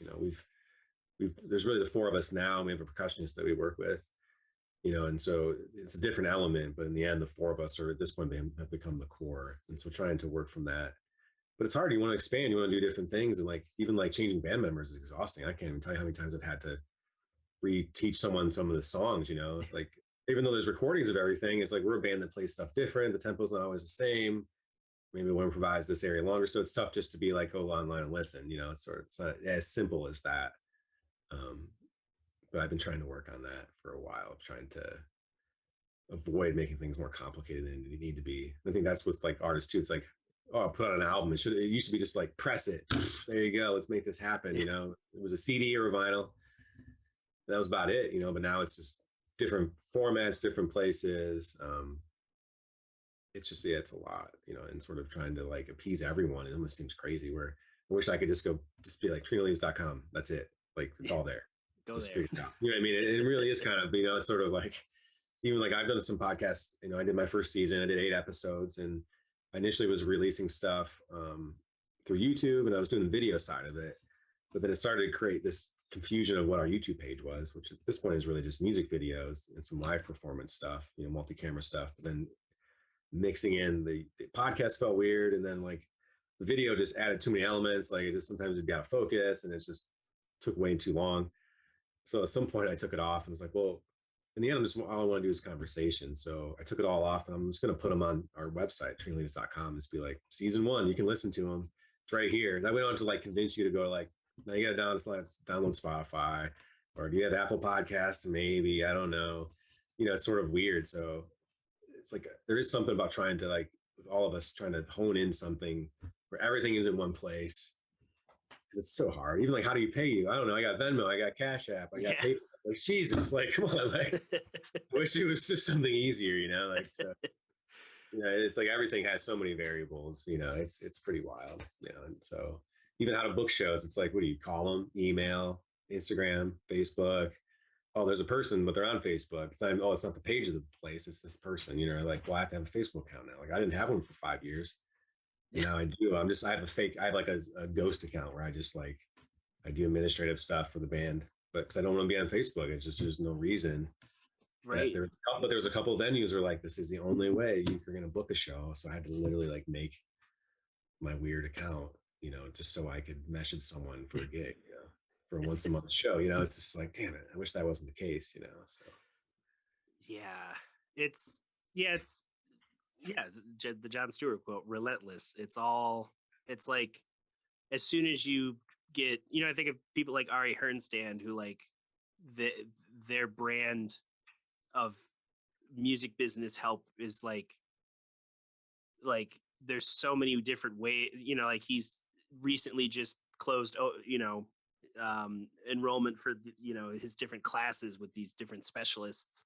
And it's okay, yeah, I would like to know more about sync licensing from an expert, but I don't have, $1,000 to just sign up for a course right now, because it's the slower season, even if I'm still busy with day-to-day stuff or trying to, parse through, am I working all day, or am I taking a chunk of this day off? Is there even a balance? I'm just getting over being sick the last couple weekends because of oh, I did the tests, not COVID. Cool. All right. I still have to do work and I'll take, days off from going out and about, but I still have video work to do. I still have emails I should send. I still have music I could technically look at if I have the energy, but then that isn't a restful week. And then I go into the weekend, all right, I have a wedding gig, I have a Halloween gig, and then I have a day at working at a studio. And then that just keeps me being sick. And then this past weekend, I wanted to take an actual vacation where I, have a couple nights at an Airbnb and just relax and just, disconnect. But I was just sick the whole weekend and just curled up in blankets and being okay, I guess this is necessary, but I don't necessarily want all of my relaxation time to just be functional. Like, No, I feel I'm actually dealing with something now too. Yeah, like there's something in the air. I think like the guy I met this morning, Zach Fletcher's musician. He's like, "Oh, I'm getting a little sinus thing." I'm like, "Yep, here it comes." Like I've had it now for about 5 days. Was down for like a day or so. yep, And I was a similar position. I had a gig on Saturday. Woke up Saturday morning not feeling well, but I was like, I got to play a gig. It was like, it was a guaranteed gig, paid decent money. So like, as a musician now, I can't just chalk it in and be like, I don't feel like it. yeah, That's funny for other people too. And so I played the gig, and then that night, woke up feeling even worse. Obviously, it was probably because I played for 3 hours and it was kind of cold out. And then like that's now progressed into this week, and I've been doing more work, but I only had like a day to really recover. And I felt guilty for it too. I'm just like, I ain't doing anything today. But I'm back at it again. I have a show tonight. But part of me realized that's just part of it. But you gotta treat yourself right and not overdo it. And sometimes it's not like the long haul is what gets you too. It's like the slow burn. It might not seem like you're overdoing it, but you're like, I actually haven't taken a break for a while. And I think that's important for all of us. We usually take our break in like end of December. We almost never do anything in January, February. That's kind of been the rule for the years. Sort of like that idea of like, that's what we do. We write, we do some recording if anything, but we just take that break no matter what. Plus the scene is not happening much in January, February anyhow. All the seasonal depression is out, and sort of like, especially up your guys' way, you see more, even the more north you go, more snow, it gets colder. So like we're just sort of, although with more climate change, in some ways it doesn't get cold until December now. It's 70 degrees here in BG right now, so it makes no sense. it's Finally, we're all sick too. We're like, wait a second, it's supposed to be 70 in November 11th. Like I got a cold. Got allergies in like the winter. Yep. Oh, okay. That's new. Yeah, it's so like it feels like so much more of a wake up call.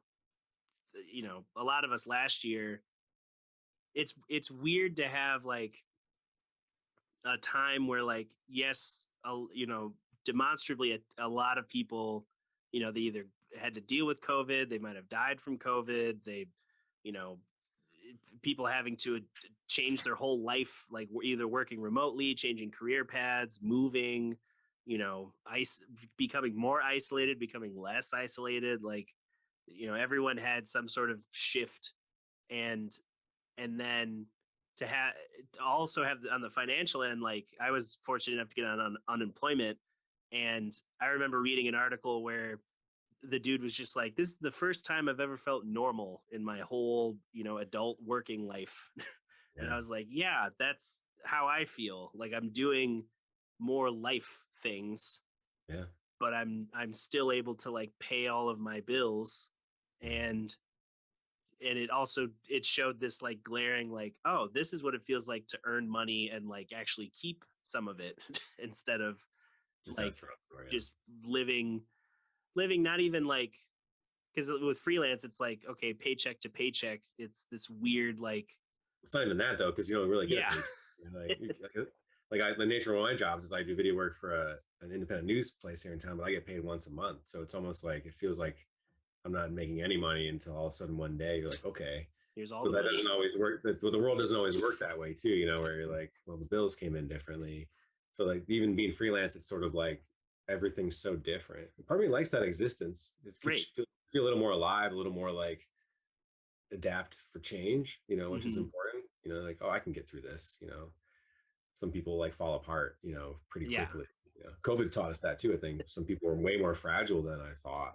Just sort of, oh man, and just sort of that didn't take much to sort of throw you off the deep end. But I think, I don't know, we're all trying to figure out what's the best way. I mean, I was looking up to get unemployment as well. First time ever. Like say I was 38 when it started. I'd never been on unemployment. I always found work, kept busy, and sort of, but my wife and I have a child, so we were able to sort of make that work. I just became a stay-at-home dad for a while and trying to figure out what I actually wanted to do, which was pretty much make music, storytell through videos, and do more graphic stuff. And I think it was like I didn't want to go work. I wanted to fail at my own decisions than someone else's. I think that was still like that's still my motivation. Is like it feels way better for me to fail in the stuff I'm doing because I can learn from it as opposed to other people's issues, because then it just makes you better. And I think it feels worse to fail for other people's problems. A lot of times it's what happened. I worked for small businesses where I was like the last one left, things like that. You're like, oh, man, like I wouldn't have done it that way. So I had no one to blame now other than myself, which it's probably a good thing. Yeah, definitely. It, as exhausting as it can be, it's also like it's really all I know. Like the only times I've tried to work, there's, the last time I tried to work a conventional job was doing like part-time factory work. And this was for like 2 months in my sophomore year at Grand Valley. Mm-hmm. And that was, it was proof that, for one, it was like, okay, a factory is probably not the best place to work as a musician. It's just loud, and I'm using like nail guns and saws and other. Yeah, especially if someone needs your fingers for a lot of that work too. So yeah, it's like I'm getting off my shift and I'm hearing these dudes who've been there 20 plus years, and they're just shouting in the parking lot because they just all have tinnitus. And that's a little so I was like, it's probably not the best use of time. But then it was also nestled in in a schedule that was kind of indicative of like, okay, this is the type of work I'm going to be doing the rest of my life. Like I had 8:30 to 11:30 classes. I'd have, about an hour and a half to get home, change, grab some food, and then head to work 1 to 5. And then I went back up to campus for like 6 to 10 p.m. rehearsals with the musical because they were giving me a stipend increase. And the weekends were all catch up. Like, all right, I'm going to be practicing one half of the day, and then I'm going to be, working on all the homework for the rest of the classes, the other chunk of the day. And 2 months of that was just like, oh yeah, music is going to give me a lot of work to do. And I need to have the time to be able to make those mistakes and learn and continue to grow, and the space to just be in control of my own schedule. Because I think about yesterday where I had we had a band meeting on Zoom, and I was like, okay, that's about an hour, and then the rest of the day I was just feeling exhausted and tired, so I moved a podcast interview to next week. And I remember just even having part-time work at Founders when I would have a day where I felt really, really bad, or just didn't want to, I needed to sleep. And it was like, all right, I guess I got to go work like 5 to 2 in the morning at this show. Just got to pull it together, and then, have a gig the next night, and then another show. It becomes a lot. Yeah, there's a part of me sometimes in the midst of this goes, oh, I wish I could just sort of clock in and clock out and be done with it. There's not a whole lot to think about, but I've done it. No, it sucks. It's really not the way to do it, Especially if you're not motivated. I mean, if you have no motivations to do other stuff, you see money is job is money. You want to come home, watch TV, eat dinner, hug your wife and kids or whatever it is, and call it a day. That's fine. But I've always been someone who, it's not I ever felt like I was destined for greatness, but always was inspired by people who were just doing cool stuff. So I was like, I want to do that. And I felt like any time where I'm sitting somewhere for 8 hours a day is taking away from that. It really is. I'm a person. It's hard for me to work an 8-hour day and then come home and be like, I'm going to write some songs. It's just, there's times where I'd go a year or longer without writing music. Right. And it was mostly because of things like that, where I realized I just wasn't creating the space and the time to nurture something like that. And so, thankfully I have a job that I'm more resourceful. Like I say, it's nice to switch a schedule on to be like, I'm just not feeling it today. I'm not doing good. That doesn't ruin someone's day. Like I worked in food service, managed places and things like that. And if, you called off, you were making someone's day terrible. Yep. Because it meant that they had to do twice the amount of work, or it wasn't even possible, So it was just sort of like, it's old after a while, and so I'd much rather be stressed from playing a show than like someone like having to make more sandwiches, than is humanly required to be possible. So yeah, it's definitely finding the workflow that's better overall, like better for time, better for what you want to do, better for, I don't know, your soul as a human. Takes a while to figure that out. I'm still figuring it out. Like I say, I'm like really Yeah. probably 6 to 8 months into doing this way, and I think I'm trying to get better at like what's the best use of my time. I'm very much a morning person. Midday, I get a lot done. I'm not like a night owl guy. Like I used to sort of be, but I don't really after that cup of coffee and sort of you hit that sort of 9 to 10 o'clock. That's like really prime for me to do a lot of stuff. My brain just seems to work. So traditionally, that's the time of day when you're in some job you hate or something, and so it's like you can use that time as your creative time, as your planning, as your good time. It's kind of nice, and just leave you those nights to do other things, play gigs. If you have a nightlife, it's still there, but I'm not a night owl myself, so it's sort of nice to have the days to get shit done. It really is nice, Yeah. sort of. Not all of us are like that, so. Yeah, and that's partially why I'm looking forward to the. I'm doing another residency at West Shore Community College in Ludington with their musical, and this year, because there's always some sort of housing through a friend or a friend of the school, and this is the first time where I'll have housing all to myself for like 2 months, and that it gives me kind of, I really want to take the time intentionally to be like, all right, all the things, everything that was like, propping me up in my 20s to just keep grinding isn't working anymore. Like, yeah. I'm having this energy drink here, but caffeine's mostly just been weeded out. It's not a thing that I wake up craving. Yeah. And then like, oh, I don't really drink anymore. Free beers at shows are not, it's not fun. It's just more like, hey, cool, thanks, but yeah. like I need other things.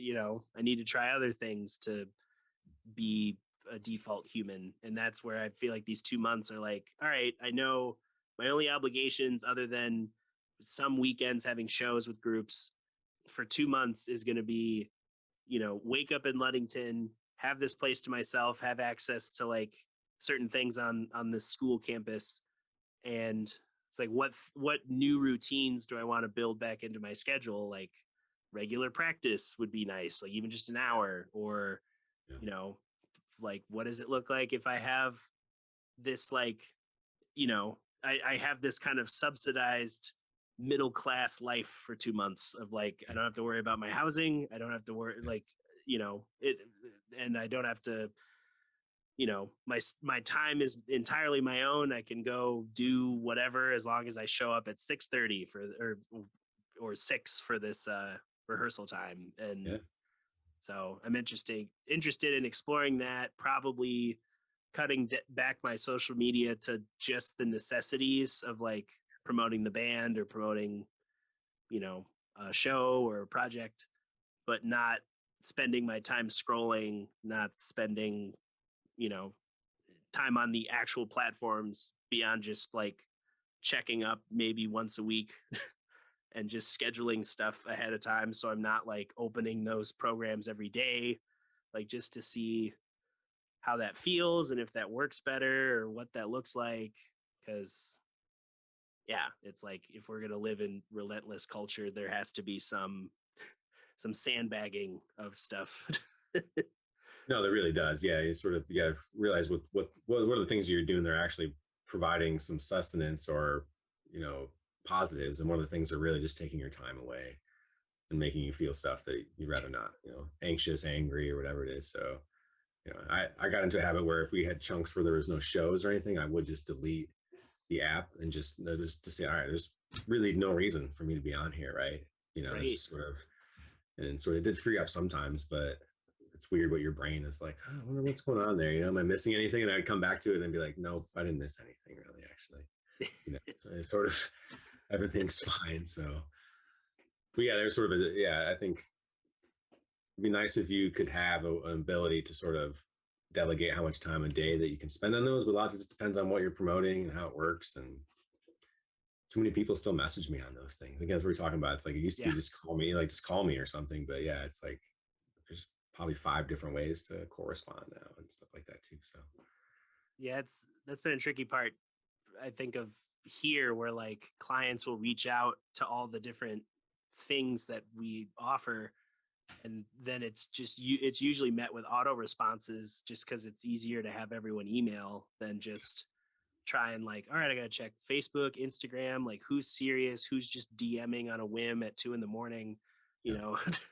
It's like, if you're a serious client, like email the thing versus like, Yeah, I've been trying to do that as much as possible. So yeah, it's it yeah, it's a lot of work, but it's also, I don't know, they're like the run we're about to do, just 3 nights with 2 bands, like having these things to look forward to, and our, these kind of nebulous times of like, can we plan things? What can we plan things 2 months out, half a year out? Like who's full steam booking, who's still looking for someone to delegate all that to? Like, it's nice to have concrete things. I'm more appreciative now of like when something's in the books at all, and it just, it stays there. There's no like surprise, because I had that happen the other week where something was booked for a month, and then not even related to COVID. It was just they canceled my involvement, and it was weird.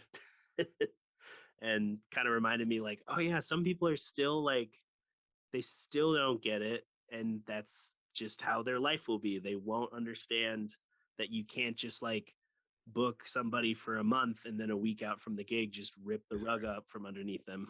Yeah, we had a positive experience with that lately, where we had a show on the 30th of October. It's kind of a Halloween thing. It's really cool space. And this place is like Metamora, Ohio. It's right in the middle of nowhere, but we got a nice guarantee. They're great setup. And then like about a month before, they just said, hey, we can't do this for complicated.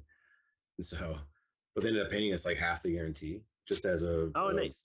which was awesome. Because the part of me was, again, when I became more serious about music, was like, hey, this actually cost me, because I could have booked this night somewhere else, I think, and they respected that. So I was like, damn, all right. And they want to book us again next year. So it's sort of like, to have someone who did that, this person actually does care about music and understands that what you're saying. Like, oh, sorry guys, whatever, just go have fun. Like, no, like this is actually, I'm counting on this to help pay my bills. And also I'm trying to do this as a real artist. So, opportunity to play in your space. It's what I wanted to do. So that was kind of reassuring to have that, there's pockets of it, but Yeah. We had a similar, like, there was an event that had been booked for a few months, and it was through like, Festival of the Arts, which I was part of a group discussing.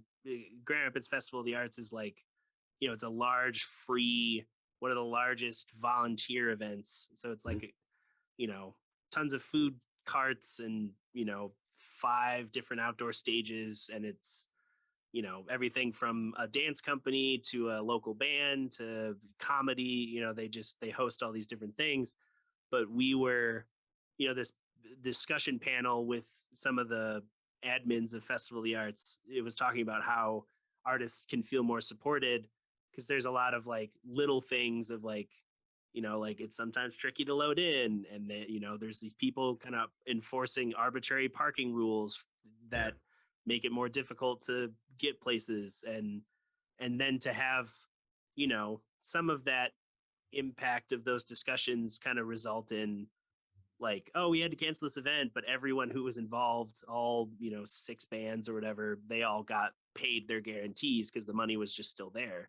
And I'm like, hey, that's a concept. If the money's there, like, why not just compensate? $500 to an artist is going to stretch further for their lives than you spending half of a donation plate for a fundraiser event or something. So yeah, I think things are trending weird, but in increasingly better ways. At least from what I've observed. Yeah, it's never going to be as bad as it was. I mean, we're all working. So I think just like we're all like, just being humans want things to come back quicker than they are. And I think it's a slow process. Again, so there's a good chunk of the population that's still just scared right now, and still like, and the idea of being in a room full of people, and that's just not on their list, and I sort of, I respect that, but it's sort of tough when you're trying to do stuff that requires that, you know. Mm-hmm. And I just don't want to be stuck on a computer screen and be like, oh, well, we're going to do live streams from here on out, because that stuff doesn't work the same. You know, it's just a different beast. Yeah, it's different beast, different different environment overall, different I don't know, expectations for some, like a lot of people. I feel like, again, the people pleaser side of me is like, how do we accommodate, you know, like some people always will think it's too loud. Sometimes it is too loud. That's, you know, up to the sound dude. And we're trying to communicate these things. All right, but this person doesn't want to drink, and we're at a bar and doesn't want to be around it. They're a recovering alcoholic. Okay, cool. That's fine. You could come see us at this all ages event. Okay, but this person doesn't want to go to a thing past 10 p.m. Well, we start at 9, so if you and it's a half-hour drive. Okay, yeah, but you know, it's like trying to be accommodating. I've even had somewhere I've been texted, it's like, is this specific person going to be there? Because I don't want to see them. It's like, I don't know. Like, why is it my job to like handle that's your not own my beef? job. Yeah, that's funny. Like, come if you want, and if you see them, thanks for the donation to the band. Like, Yeah, I don't know what. Like, I can't control. Like, I can control in some aspect of like, hey, this dude's crazy, don't let him in, and then security will be on the lookout for them. But most times it's just like, hey, come to the show or not. Like, it's not going to be a Netflix movie and staying indoors when it's snowing. I completely understand that versus going out. Yeah, I understand for sure. It's tough. Yeah, I know. The machine that can give you anything you want at any time, it's hard to compete against that thing sometimes. So, the Xbox, the PlayStation, the TV, and so, and it doesn't seem to work where we can just as artists jump into that world and be like, hey guys, just I don't know, it's still different. You know, I think I do like the live streaming became more of a thing just because it is. I don't know, it's been cool to see some aspects of that, and some bands did some cool stuff, but yeah, it's like a live record with no crowd noise. You know, it's in the same vein, sort of like it's just a studio record. So it's it's all interesting. It's all different things to learn from. People are trying and seeing what works, and that's all you can do is just see if stuff works for not just like I think about that all the time with Earth Radio. Like, some of the things I'm trying to get the band interested in is because I'm interested in it, and it doesn't necessarily work to the strengths of the collective. So I always have to remember that if it's like, okay, they might not like this idea, it doesn't necessarily mean I can't try it with another project or I can't try it personally. It's it only makes sense if you're trying to have harmony in a band, to not constantly be like, no, this is what we have to start live streaming once a month. And it's like, okay, our bass player is just getting used to cloud storage. Like, so if we're going to start doing anything of increase, like, we either have to start bringing in more people or bring in, bring up the standard of tech knowledge for the band. And that also takes time. So I can't expect, like, I can expect everyone to adapt just out of necessity, but I can't expect everyone to like be interested or skilled at a thing that they can't be skilled at, because we all can't be good at everything. No, that's actually the last record we made, like the Eyes of Zion, we did all remote, so we did 100%. We recorded at home and just did everything, and we file shared and made it work.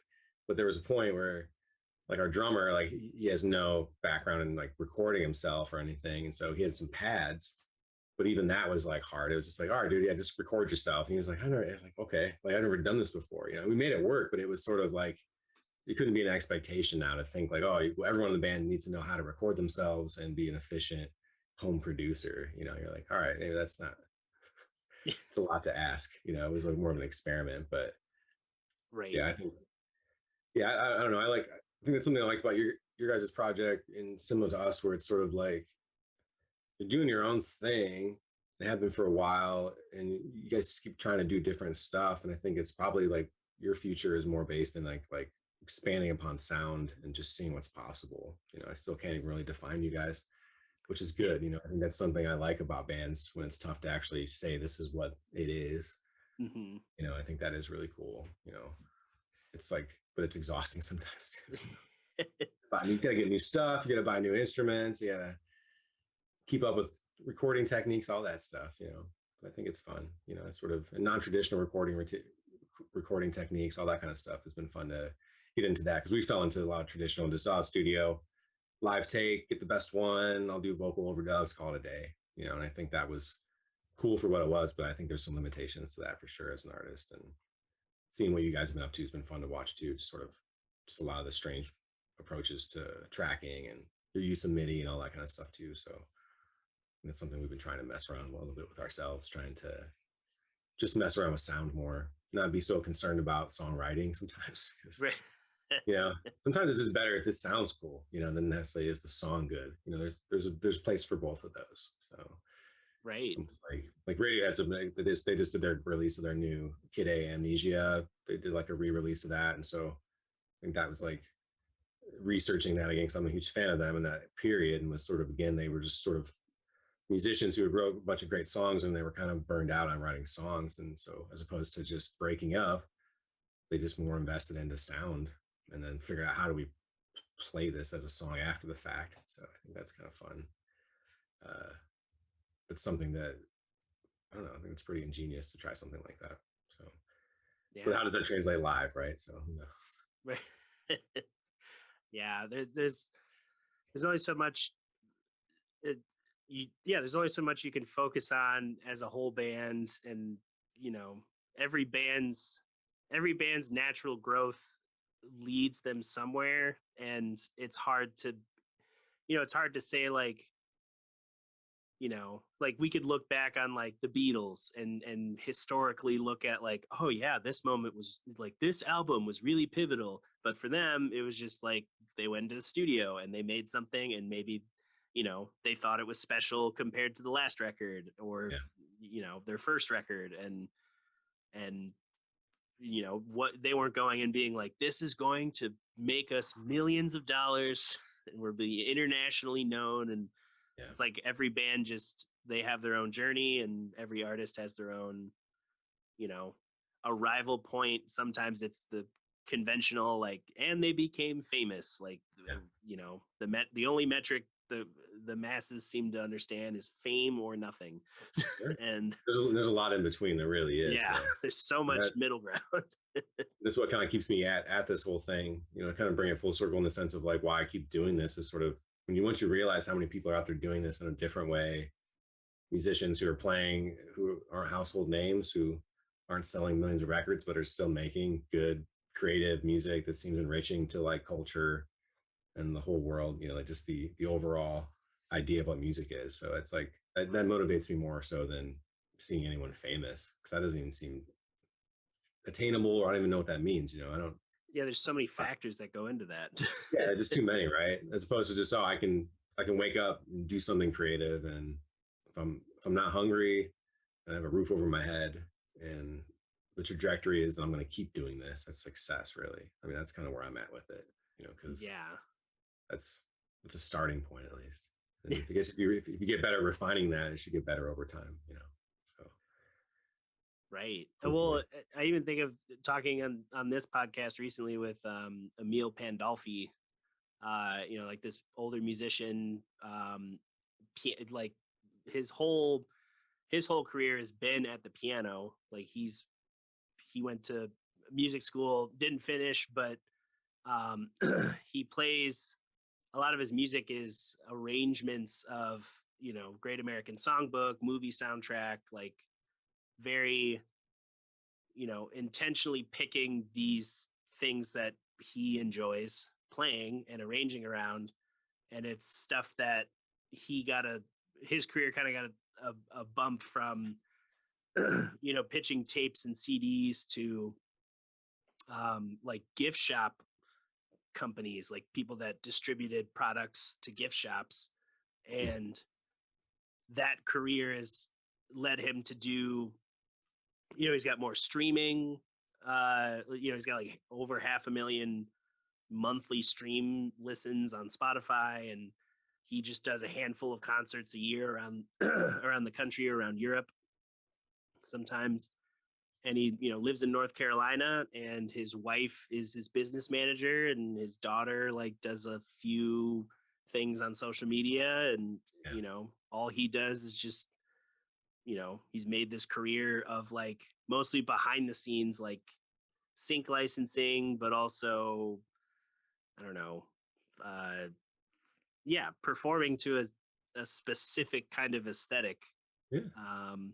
And it's like, okay, yeah, that's an example of, you find that combination of like, here's kind of the businessy things I need to do to support the thing I like doing, and then just build that out, and now you've got success, whatever that looks like.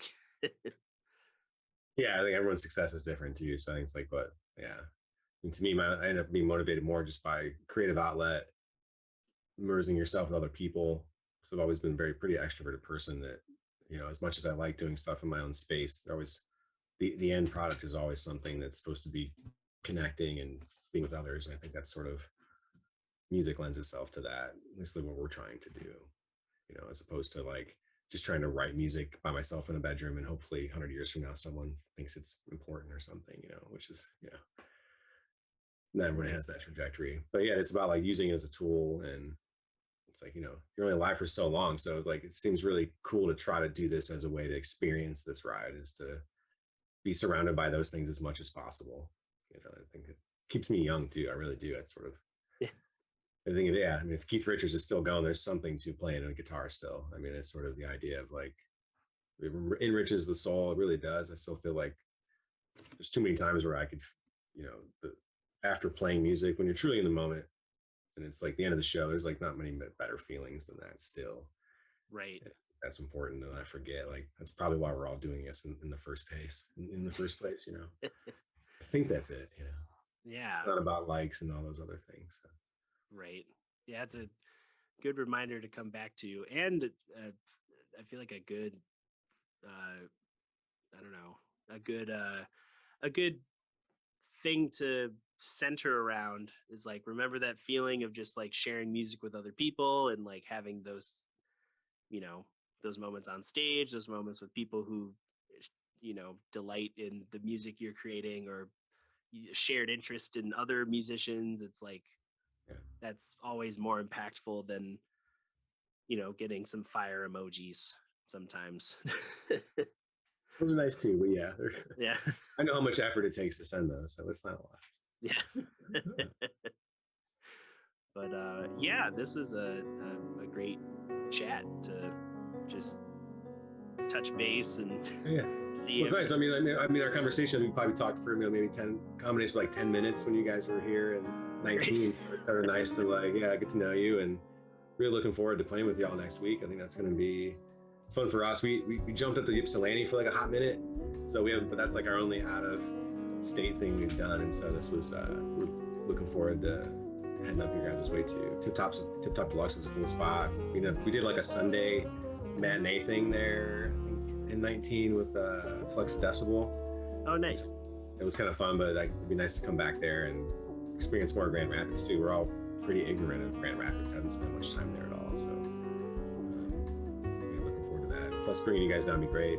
Village Idiot's great.